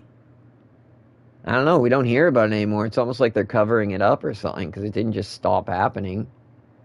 People that literally like can't get care and they go in there. Oh, that's right. The one lady died on the floor in the waiting room, and then the other one like went home and died that night after they couldn't. They were there for like 11 hours or something like that. And then either she was told to just go home or whatever, they went home. And yeah, so that's our healthcare system. I couldn't even get, like, my clinic closed down. They were so half-assed in the end there, they didn't give a shit. They were phoning it in. Those are people with no responsibility to anyone, who don't answer to anyone. Yeah, nobody is holding unionized public servants accountable whatsoever. Nobody's even giving them a standard of like the quality of work or dedication that they should be bringing for what they're paid. Nobody is stopping to make sure that higher seniority people aren't manipulating the system to take shifts away from the lower seniority people and feed themselves overtime, which means the new people that do join are either going to see that and copy those habits and fight to get their chance. Because the minute, this is what I said with the whole, like, if you see, you know, if all your friends are jumping off of a bridge, do you do it? The minute they see people getting something they're not, it hits their pride. And they go like, well, this is unfair. If other people are getting the opportunity, I should be too. What's truly unfair is that any of us are getting the opportunity to abuse your tax dollars. And I'm telling you, I cannot get anyone to listen. I don't know how deep this shit goes. But I'm going to make this video and I'm going to leave it up here. I have all the videos that I have made and I'm going to make more and more. And I just want I just want to be able to, you know what? I'm going to become a mute. I need to just not talk. If people don't want to have real conversations, and I'm tired of just like upsetting people with my truth. Like, I'm honestly, like, I'm tired. They paint me as the bad guy and everything, and it's like, you people are sinking in your whole, like, we don't talk about politics, and we don't talk about religion, and we don't talk about anything. Just listen to the news and do what it says. Thanks, boomers. Thanks. And now what? Here I am, like, turning on my parents suddenly. Suddenly I'm sitting here calling them out. But the thing is, the newer generations are starting to call me out too, saying, boomers and millennials, what did you do to our country? And, you know, I just want people to hear it. I got to make this video before I'm living in a van and don't have internet. Now I'll have my phone. So, but, like, yeah. It's not looking good. Take off the rose-colored glasses, people. And, let's face reality. And there's some harsh conversations that we need to have, but like, I'm 40. I'm in some of the best shape of my life other than this vaccine that I put in myself, assuming that it had no long-term health effects, which I don't feel it right now. I'm able to like work out minimally. I never push myself as hard as I used to. You know, when you used to like run back in high school and you literally would feel like your heart's gonna like explode and you just could press yourself like that and everything. I don't really do that anymore, so I don't know. But I am able to do my working out and I don't feel the pressure, so I don't think that I've damaged myself permanently. But mentally, the struggle has been real. I mean, I was on assistance there for 2 years. I'm ashamed to say that. Because when I went to get help, the government just didn't really know how to help me, and they didn't even mention autism. Even when I showed them how, like, I used to go hide in forests or like under, like, this is embarrassing, and I want to say it just to point out like how much is being ignored with the signs of like autism in millennials and stuff, like how much was ignored. But like I laid out everything that I've dealt with and all my challenges and stuff, and it included like back in high school when I couldn't even go to school, so I would either go and hang out in like a forest by myself just to get away from people, and I wasn't smoking weed, I wasn't doing any of that. I was by myself. Sometimes it would be raining and I would just go there and sleep the day away, and like I just couldn't be around people. I just couldn't do it. It like didn't matter. So I had to do grade 12 twice. But even worse than that, like there was times when my mom ran a daycare, so she would always be home in the house, and there'd be times where I was in the house and I would literally like hide under my bed to not go to school because it was, and we're talking high school here, and we're talking I had like a foot of space under that bed. So yeah, I would wait till a certain time and then I would like run and duck and like hide under there and be under there all day, and then around the end of the day I would like get up and pretend that I was coming home from school just because I couldn't be around people. Like that shit's fucked. How many people did that? I keep in mind this is before cell phones. So the most I could have done is bring like a book into the forest, which I did. I remember reading Neverending Story, and it was actually it's super cool.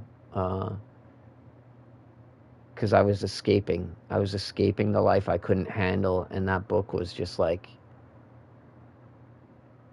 But mostly I just slept. I would just curl. I remember curling up under umbrellas in the rain. It's pissing rain, and I just couldn't go to school. So I would walk to this forest by my house, set up a fucking umbrella, curl up in like a little ball, put like a little jacket over me, like literally. Anyways, that's just one example of all the things in my life that like pointed towards I could be on the spectrum and everything, and they never even mentioned it. They just labeled me with panic disorder and general social anxiety.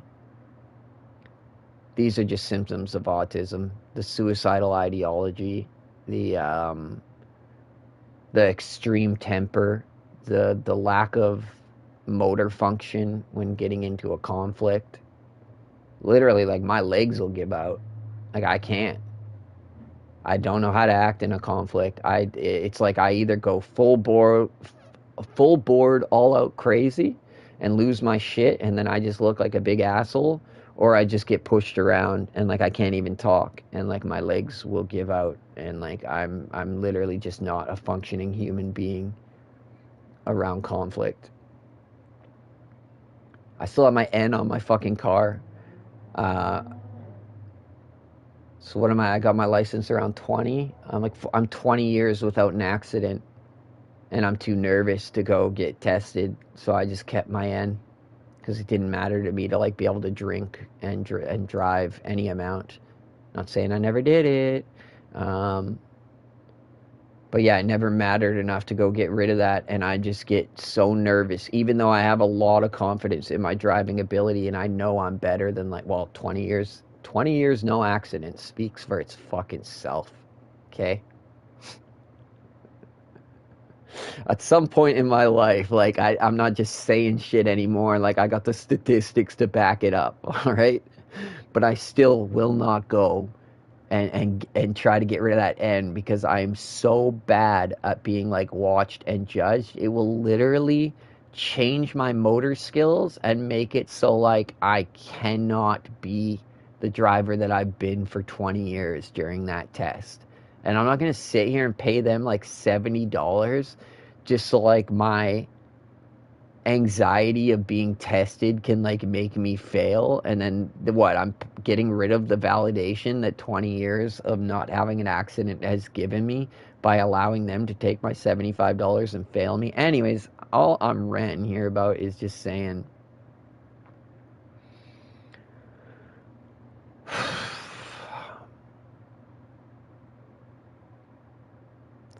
we got generations of people that didn't have their shit assessed.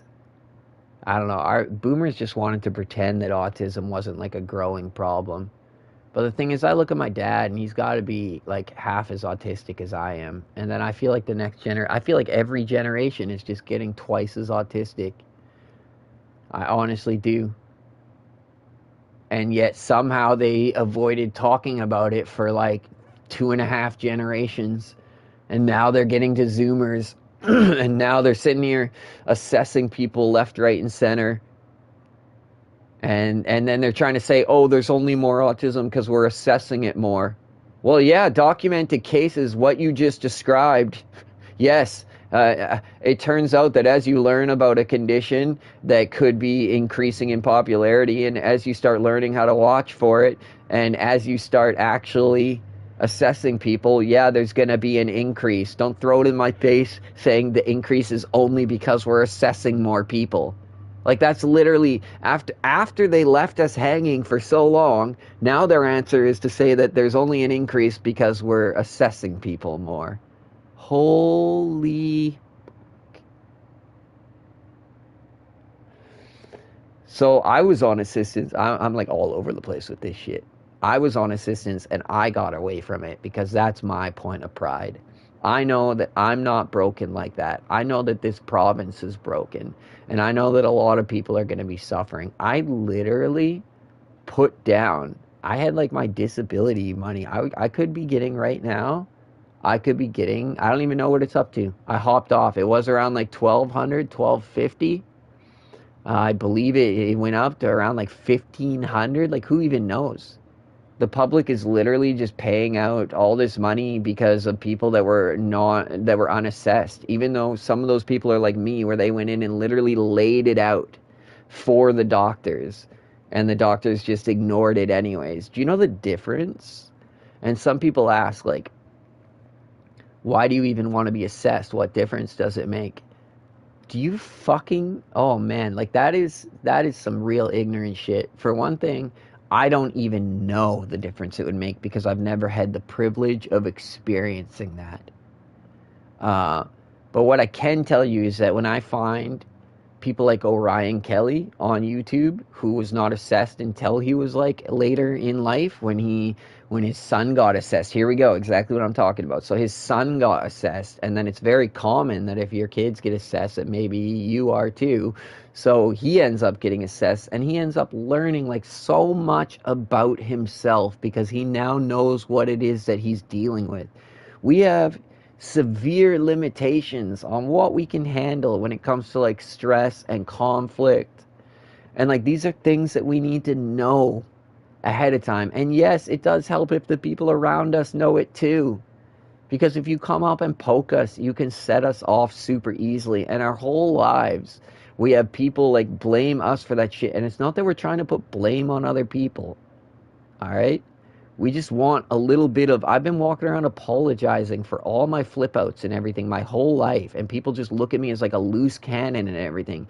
I just wish that they would have to be like, you know, I've literally had friends leave me and just be like, you're a high maintenance friend and everything. I just want them to walk away and be like, you know, they should have to realize like, wow, I just literally ragged on an autistic person for being high maintenance. Now, keep in mind, I didn't ask these people for like anything either. Anything. I'm a high maintenance friend just because I like struggled to be social, and my social anxiety was always a barrier in between me just living the life that they live and the life that we had fun living together, which always involved alcohol. So, like, sorry, I'm not looking to treat my anxiety or my autism, which is just not doable, but my anxiety being a symptom of the autism, quite possibly. I'm not looking to treat that with alcohol. As beautifully as it works, not many things in life take away my anxiety like alcohol does. But I have friends where that's the only way we can exist is by like drinking together and like anyways, whatever. So I've lost so many friends, and the thing is, I see that reflection in my dad as well. I now look, he's gonna get to the end of his life and have like so few people standing beside him. I never understood how such a nice guy like him could be, how he could struggle socially and everything, and like where his friends were. But like as time has gone on, and I see how stubborn he is with his opinions, and I can't help but wonder, is he half as autistic as I am, and his friends just got tired of dealing with it, just like my friends got tired of dealing with it?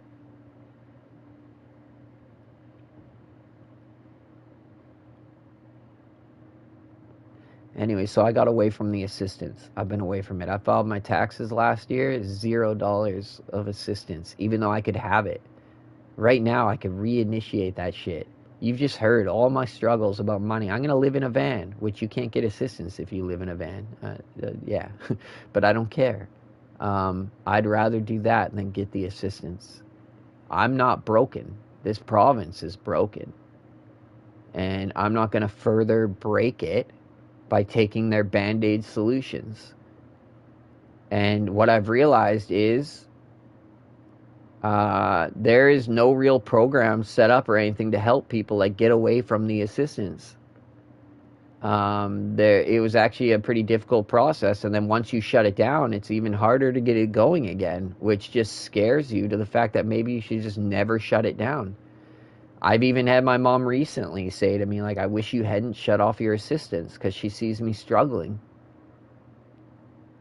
But, like, I'm sorry. I guess I just had to struggle. Like, I need to be able to find pride in myself. And I can't sit here calling out my fellow Canadians to do better and everything if I'm just taking advantage of any opportunity I'm given, even if there's something else I could be doing. And the thing is, if I had just learned, if I had been assessed for autism and I just, or maybe it's not autism, but like, man, I'm telling you, I watch people like Orion Kelly, and it's just like that autistic guy on YouTube, and man, it's just like, holy shit.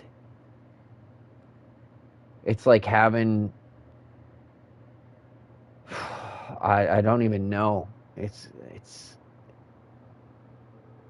like finally hearing a bit of clarity when I've gotten none my entire life, and there's so much I could have learned about what I can handle and what I need to avoid, and how to maintain friendships, and what autism is going to mean in the workplace. Because holy fuck, it's hard. I know there's some workplaces that actually have programs where they get the workplace ready for autistic workers and everything, which is amazing. I think my brother works at like Coast Capital,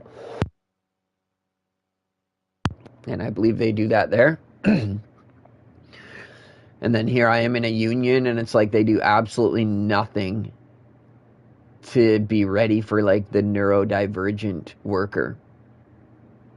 And what it's done is make it so we just have one type of worker in there, one that's willing to abuse the system. But yeah, there's so much I could have learned. There's a whole community out there that could have supported each other, not just my neurotypical friends that are literally going to sit there putting me down and letting me be like their punching bag when it comes to like, or even with my dad, like my whole life he's looked at all our fights and all our blow ups and everything as like me being an asshole. And understand that point of view. Some of the things I've said to him over time when I blow up are things I don't say to like anyone. And I'm supposed to like love him and respect him, and yet I've yelled at him to get the fuck out of my house. I've yelled at him and called him a pussy and told it, this was recently, called him a pussy and yelled at him to man up. And with that, and those are just generic sport. You know, he plays soccer. Those are just generic sports insults, but it was the way I said it. You know, I had no respect. It was gone, and I like wanted him to hear that. And he'll never forget that. And it's not that I want an excuse. I don't want an excuse. I wish he could realize that we're not so different. It's just he keeps things inside, and he doesn't blow up until his temper hits a 10. And I blow up when my temper hits like a 4. But we're not so different. The one difference is I'm able to like apologize and to take accountability for how I acted and everything. Anyways, I know this tangent has gone off, but this is all related to healthcare. This is all the mental health of the new generations that are coming up, that were, you know, like I said, all the unassessed millennials that were just told to man up, to quit complaining, to not talk about politics, to, you know, these are just the things we were told. And then it turns out you had all these like autistic people that were just being told not to bitch. And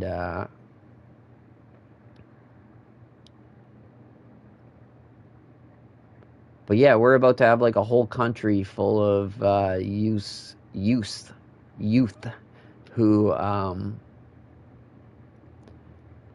don't even fully understand what they're dealing with. They're stepping into a world that isn't made for neurodivergency, and they're stepping into a world where they're going to get bullied for being neurodivergent and for not thinking the same as everyone else. You got your workforces are just full of one type of person right now. And in unions, people get to truly be themselves because there's like no worry about getting fired or anything. So you really see some of the ugly shit.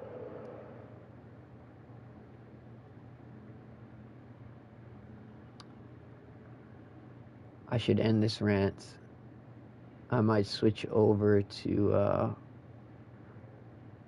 Warframe. Maybe. I got stuff I need to do in it. Maybe I should just play some GT. This game's been fun. Alright, I'm putting down the healthcare shit. I've said enough. I'll come back with more once my flame has been reignited.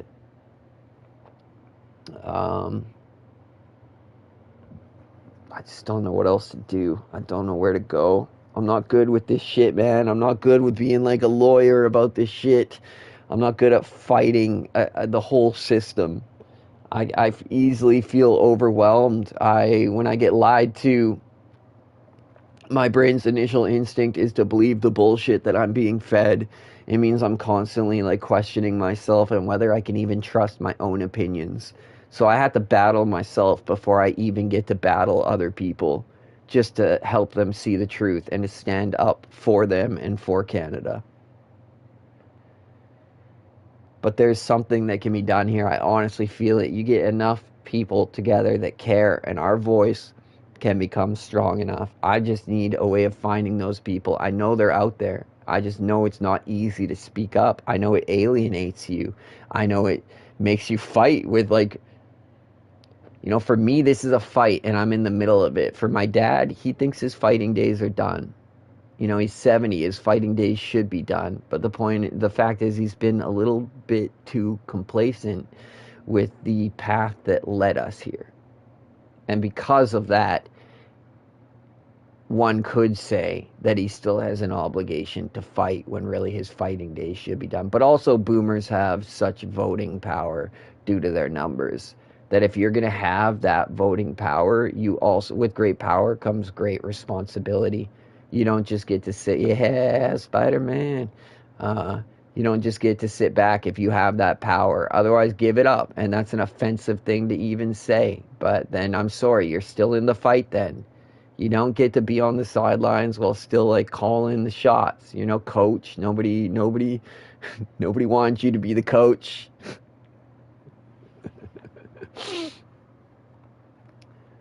Coaches are keen and smart when it comes to strategy and what's going on. Boomers, not the most aware people when it comes to where we've been headed, where we are, and where we're going. So, yeah. Sorry, like if you guys are on the sidelines and you're not fighting, you're not the coach, you're fans then. So, like, start acting like it then. If that's offensive, then keep fighting. Please. Trust me, we need you. The fighting Canadians need you. I just wonder how much shame's getting in the way too. To have to admit like that they've left behind a province that's literally just gonna break good people. That can't be an easy conclusion to come to. And I know for some people, I've seen it in my family. Some people, shame is so powerful and it's so toxic that it's like me hiding under the bed to get away from school. Like school was so toxic, I just couldn't go. For some people, shame is so toxic that they just can't handle how it feels. And they'll literally remain ignorant as like a self-defense mechanism. And I'm not saying that's an excuse either. I'm just saying it's a little bit understandable. But anyways, I just help me, please, to help people before I give up. And like I can say the amount of people that are able to keep fighting at my work is shrinking all the time. We truly are just losing full control to the people that would see the whole healthcare system sink as long as it puts money in their pocket. And I have no doubt that this same thing is going on in like every public union. The longshoremen, not every. All the public unions needs to seriously be looked through with like a fine-tooth comb. And there needs to be full oversight of what the public is paying for.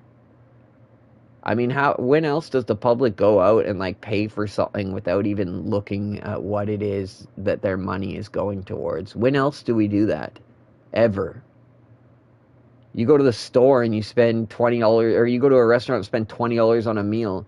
You're going to have certain expectations and you're going to like critique it. And if it's not good enough, you're going to stop supporting that restaurant and stop going back. So like, I just don't get it how with our tax dollars, which is like the most money, 25% plus of our wages, we then just hand it over and we don't even look at where it's going or what's happening with it. Are we contributing to like corruption? Are we contributing to suffering with our taxpayer dollars? Are we contributing to breaking?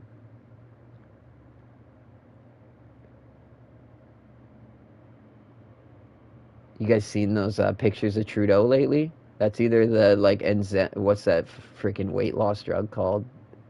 Enzempic and whatever. He's either on that diet or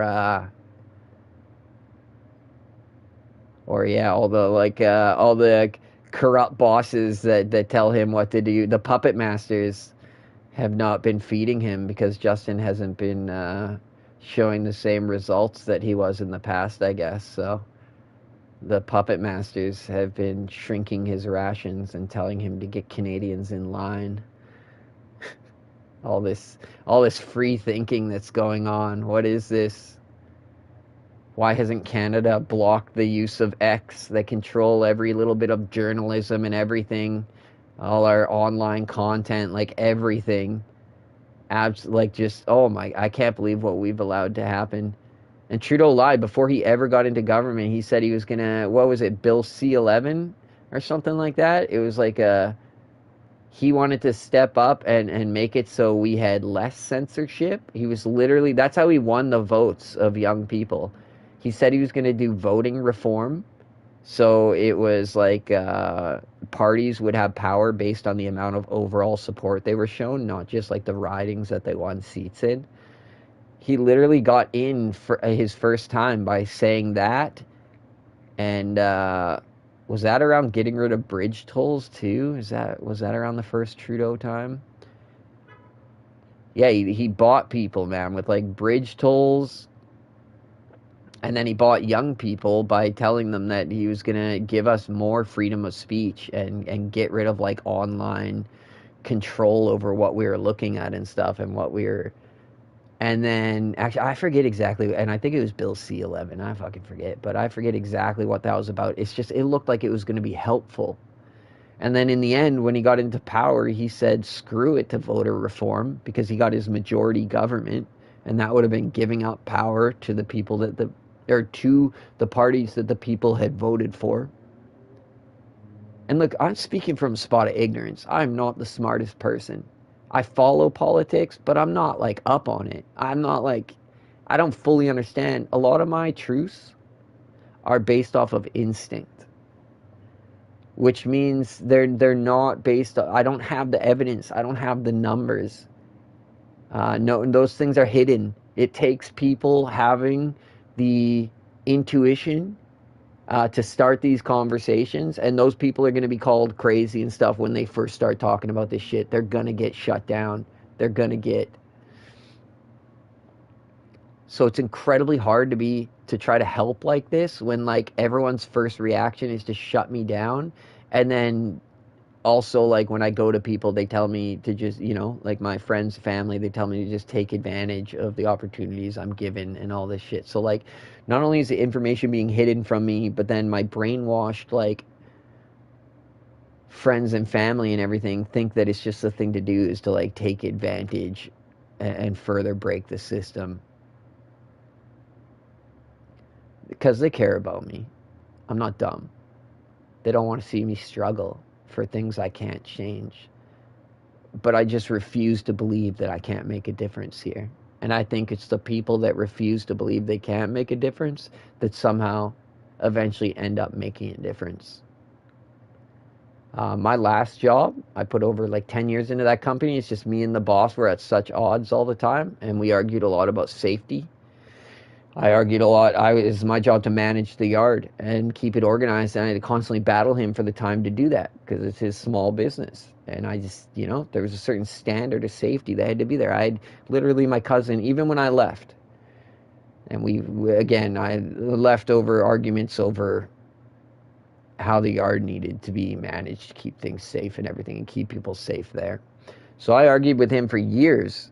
And finally, like, I can't argue anymore. It's not my business. I don't make up the rules. I'm just going off intuition, right? And there's only so much I can argue off of, like, intuition. So I left, and I was really stressed. I still had my cousin work there. My friend worked there. One of my closer friends still. And that's where I met him, and he worked there. And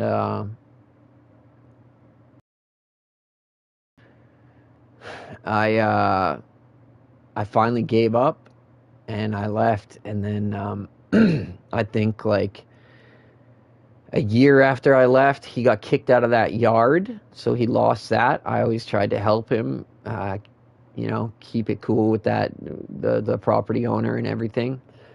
But it only took about a year after me being gone, he was getting kicked out. And the saddest part is he actually died in a workplace accident. He was on a job site by himself, ignoring safety precautions that I would have told him to take, the ones he got tired of hearing from me. My intuition that somebody was going to get seriously hurt there literally drove me mental because nobody wanted to listen. And within like 3 years, he had died in a workplace accident. So, and sadly, I'm glad it was him because, and I'm sorry, it's just if it had been my cousin, or my friend that had got killed because of his sloppiness, again, I'm sorry. I would have I would have hated him with a passion. I would have never forgiven him. And yet, when I heard what happened, because it was him and he didn't hurt anybody else, I instantly forgave any beef that I had with him, any like ill feelings. Um, yeah, I squashed that. I went to his funeral. I spoke up. I let his daughters know how much they meant to him.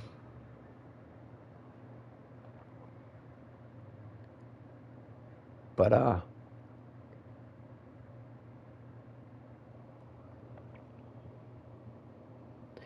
it's tough when all you got is intuition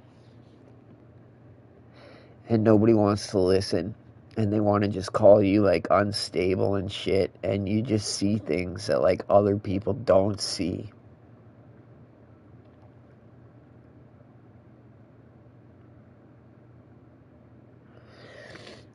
And like that's one of the things that just taught me in my life that I need to trust my instincts. I love this saying. I say it lots now, but like everybody says that the cat is crazy. Everybody says that the cat is just crazy until the storm hits.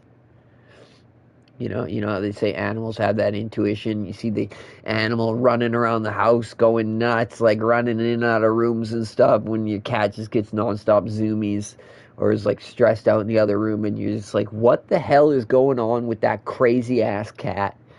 And then like a hurricane hits that night, and you're just like, "Okay, so what I once thought was crazy was actually just something with intuition that I didn't understand."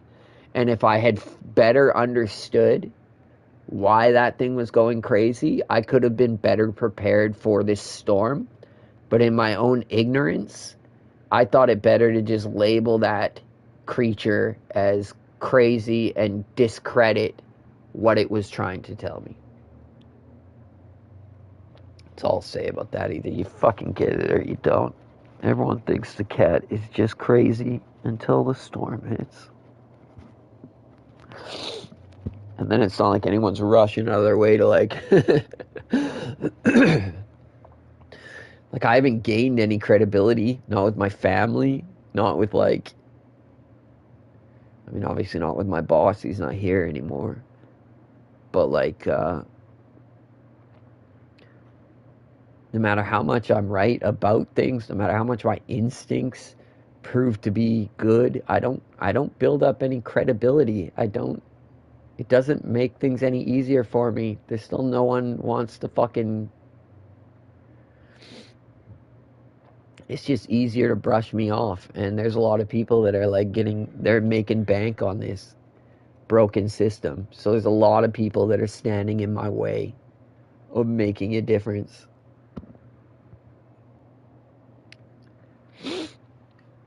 I mean, we could sit back and we could hope that the next government is going to make a difference. But like, there's too much on the line to really do that.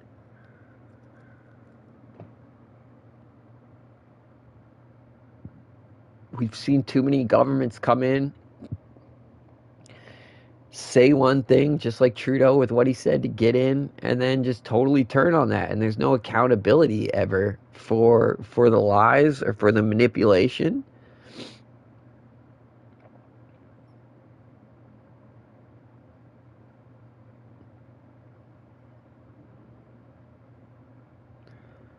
So, anyways, I'm still there now. I'm still fighting for the public. I really don't know. I could be defeated week by week. I could be defeated. I mean, I'm about to be displaced. They're trying to chase me out of this province. They're trying to chase me out of just anything. They're just trying to chase me out of existence, apparently. Um,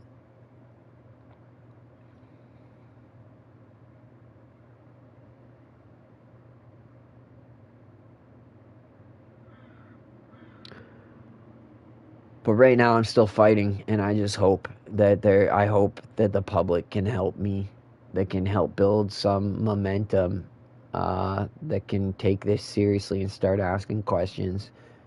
All we need is a big enough group with a voice loud enough to ask where our taxpayer dollars are going and demand an explanation. Is that too much to ask? Are you guys really going to hand over 25% of your paychecks and then be told that you're not even allowed to ask what's happening with that money?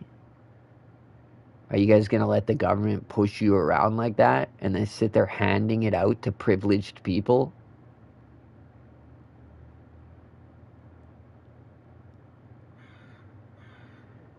And I'm almost convinced that the public is going to let that happen. And I guess maybe I need to find that out. And then maybe I just need to literally, if the public is just like, nah, fuck it, throw our grandchildren's futures under the bus just in order to work doubles and work less or to have more luxuries, whatever, you know? If that's honestly how the public feels, if I'm just really just totally different in this whole caring thing, and they're honestly, maybe if my assumptions are wrong on how much the public would actually care about how their money is being wasted if they actually knew, then maybe I should just start milking the system myself like 90% of my coworkers are. You know? So maybe just come out and make it clear that you don't care that the system's being abused. But for that to happen, you'd have to actually see the numbers and grasp exactly what's going on before you could say you don't care. This whole ignorance thing, it's just the easy way out. Everybody's taking the easy way out. The people taking the money are taking the easy way out. The public for not paying attention is taking the easy way out. My managers that sit back and don't even try are taking the easy way out.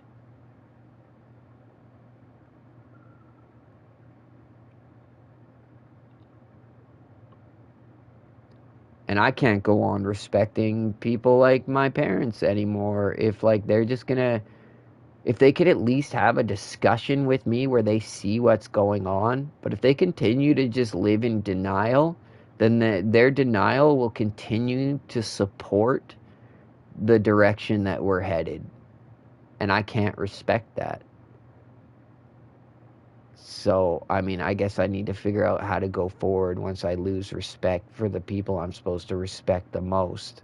But I won't sell out my morals.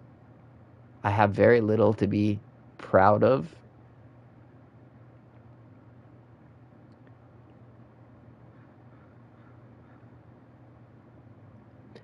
It's like I said to somebody at work today, I'm like, this is my fight, man.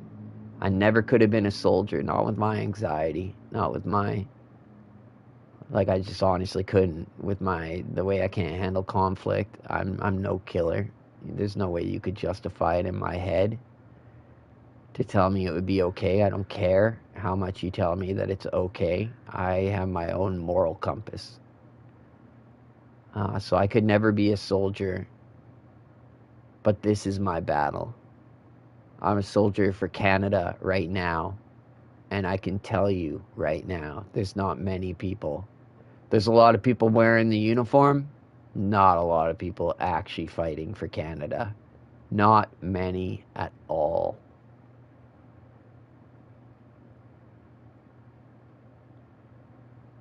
So I'll continue to make these stupid videos.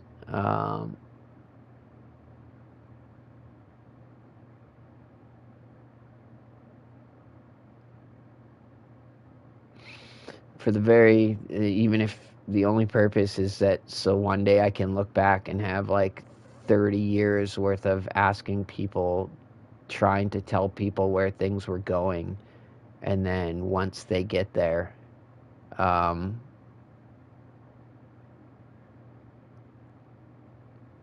well, I'll just be able to look back at that and actually see the history of me begging for help and everything, and then I'll just know that I gotta let go and I gotta just give up, and that Canada is basically self-deleting itself, and I just need to accept it, you know? But that's really hard. That's like when I used to talk about suicide and stuff. Not that I was suicidal ideation. I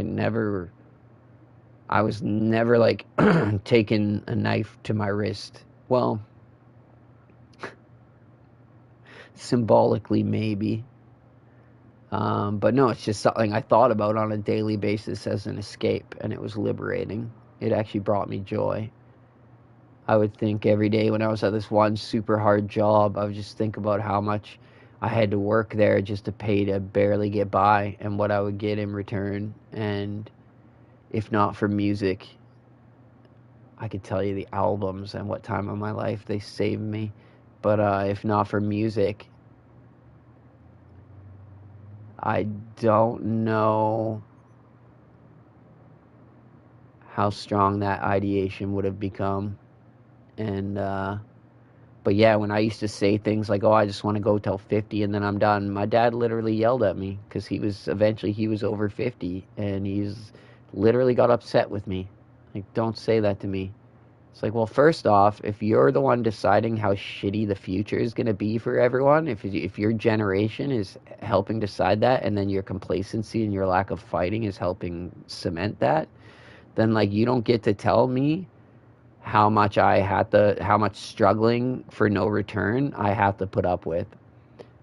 Like, how funny is that the very idea of me not wanting to struggle like that is offensive to him, yet I had to put up with like him supporting the government direction that Canada has gone in.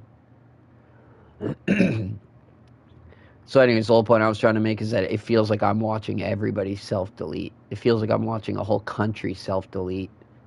And that's about as easy for me as it would be for like my friends and family to sit there and watch me like pick up a sharp instrument and start doing the cuts. That's what it's like. That's what Canada is asking me to watch right now when you look at it with the mentality that I watch. Only it's so slow and painful. It would be like me picking up that knife. Sorry, that I'm trying to be a little bit cryptic here. Picking up that sharp object and starting the cut, and then like the good one, the vertical one, not the horizontal one. But it would be like if I picked up the sharp object and started doing that cut, and I made people watch me do that for like, say it took me like a month or a year to complete the cut, and I made people sit there watching me do it. That's what it's like for me right now, watching what's happening with Canada. That's literally like how painful it is to me.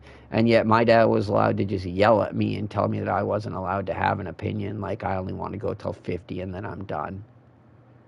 Well, I'm sorry, but that's 10 years from now. And if we survive Apophis and its return visit, then I don't think he has any idea how shitty the world might be in another 10 years.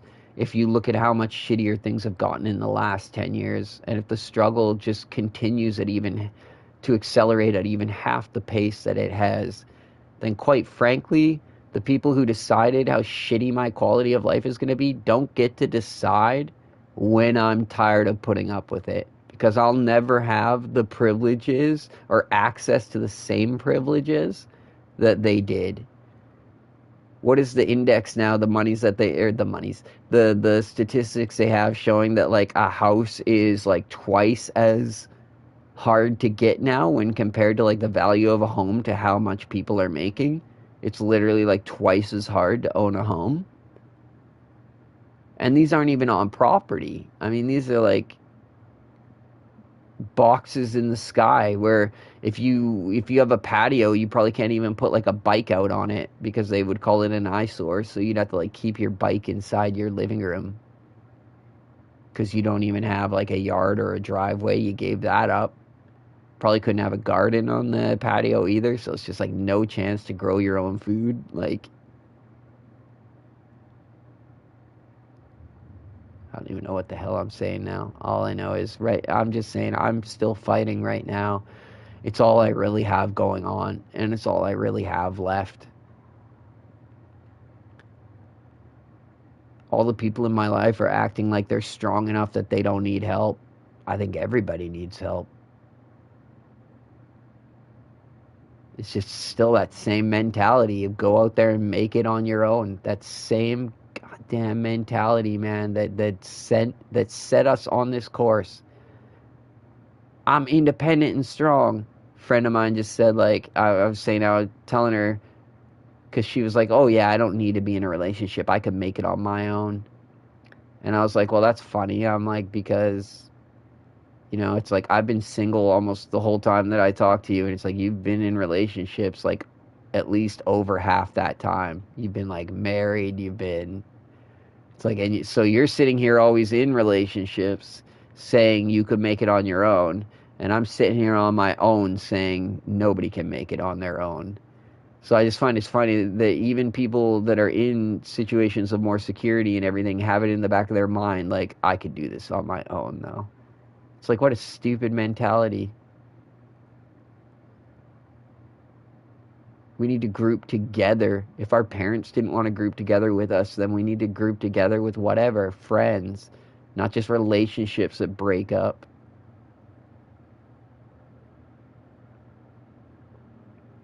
Yeah, everybody still thinks they need to be strong and independent on their own, and I'm past that shit. I'm like, why the hell are we all struggling on our own when we could be like grouping up?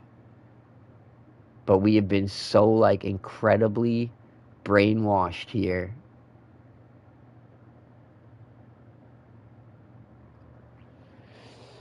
Okay, enough. I only have like 2 hours before I should be thinking about going to bed, because I gotta wake up and go back to that cesspool of tax money abusing, sociopathic people who don't care at all about anything but overtime in themselves, before I gotta go spend another night in there just to make like such a piddly amount of money that like I can't even fight to like get a raise, because they're paying out like 25% of our operating costs is overtime right now.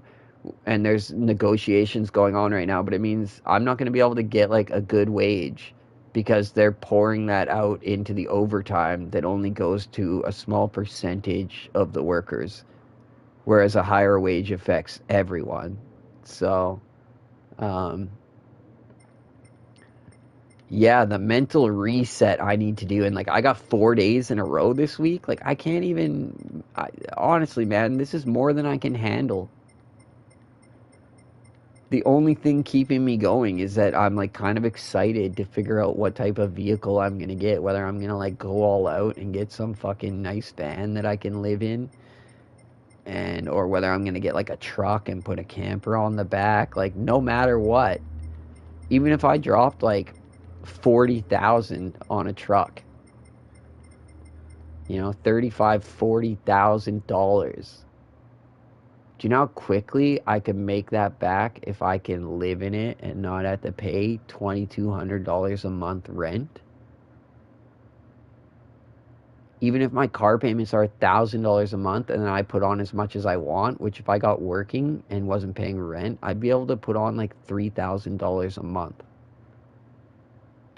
That's going to be incredibly hope inspiring, that I actually have something I can like live in that can't be ripped out from under me. It'd be the closest thing to a home I've felt like I ever had. But I need to just shut up and do it, because I can't convince anyone that it's a good idea. People just don't understand.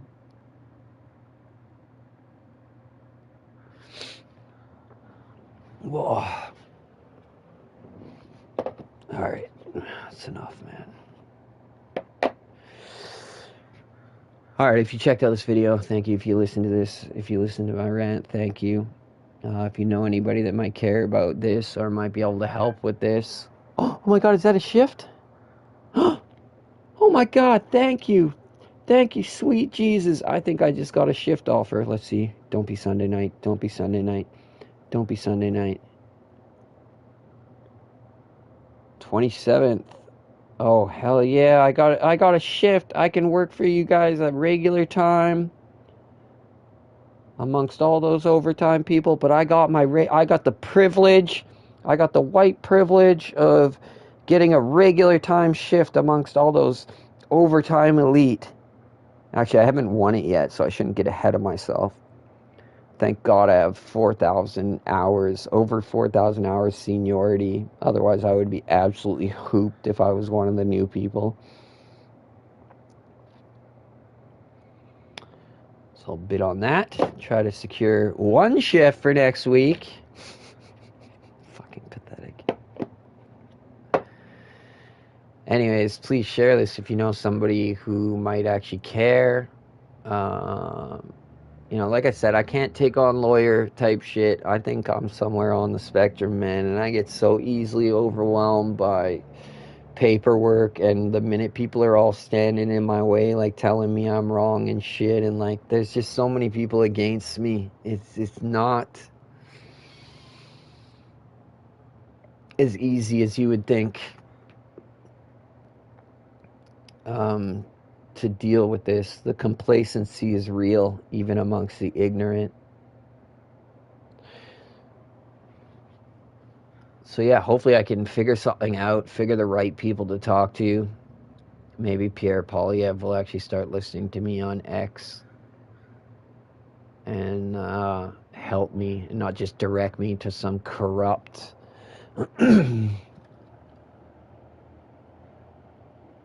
not just direct me towards some corrupt like health official in BC who's been like accepting bribes and stuff to feed the overtime to the people who want it. Yeah, I can't. I think that would be a lot of people's answers. Oh, just get a hold of your local MP or whatever. And it's like, well, you know, those are kind of the people that have taken us to where we are right now. So I'm not sure how much faith. It's like, and if I hit one more wall of like corruption and everything where nobody actually cares, I just don't know. I need to talk to the actual right person, and I don't see how that's not the public right now. You're the only ones that aren't getting paid to like accept what's going on. Anyways, thanks a lot if you check this out. Sorry for the rant. Sorry if it was completely unhinged at times. I have no plans for this. What did I just do? Like an hour? Let's see. 217 of unscripted, just sharing my passionate truths from within. Okay, so that means there's going to be some dumbass stuff in there because I am just what I used to consider a complete average intelligence person. My stuff is based on instinct and intuition. It's also based on compassion and being a good fucking person who cares about Canada. So hopefully one day I can find other people who feel the same way. Anyways, if you check this out, thanks a lot. I'm actually going to end this stream, and I think I might come back and jump into some Warframe and actually just play the game and have fun. But I'll separate it from this because this has been very centered on my rant. Anyways, thanks a lot. Cobra Gene out. Talk to you later.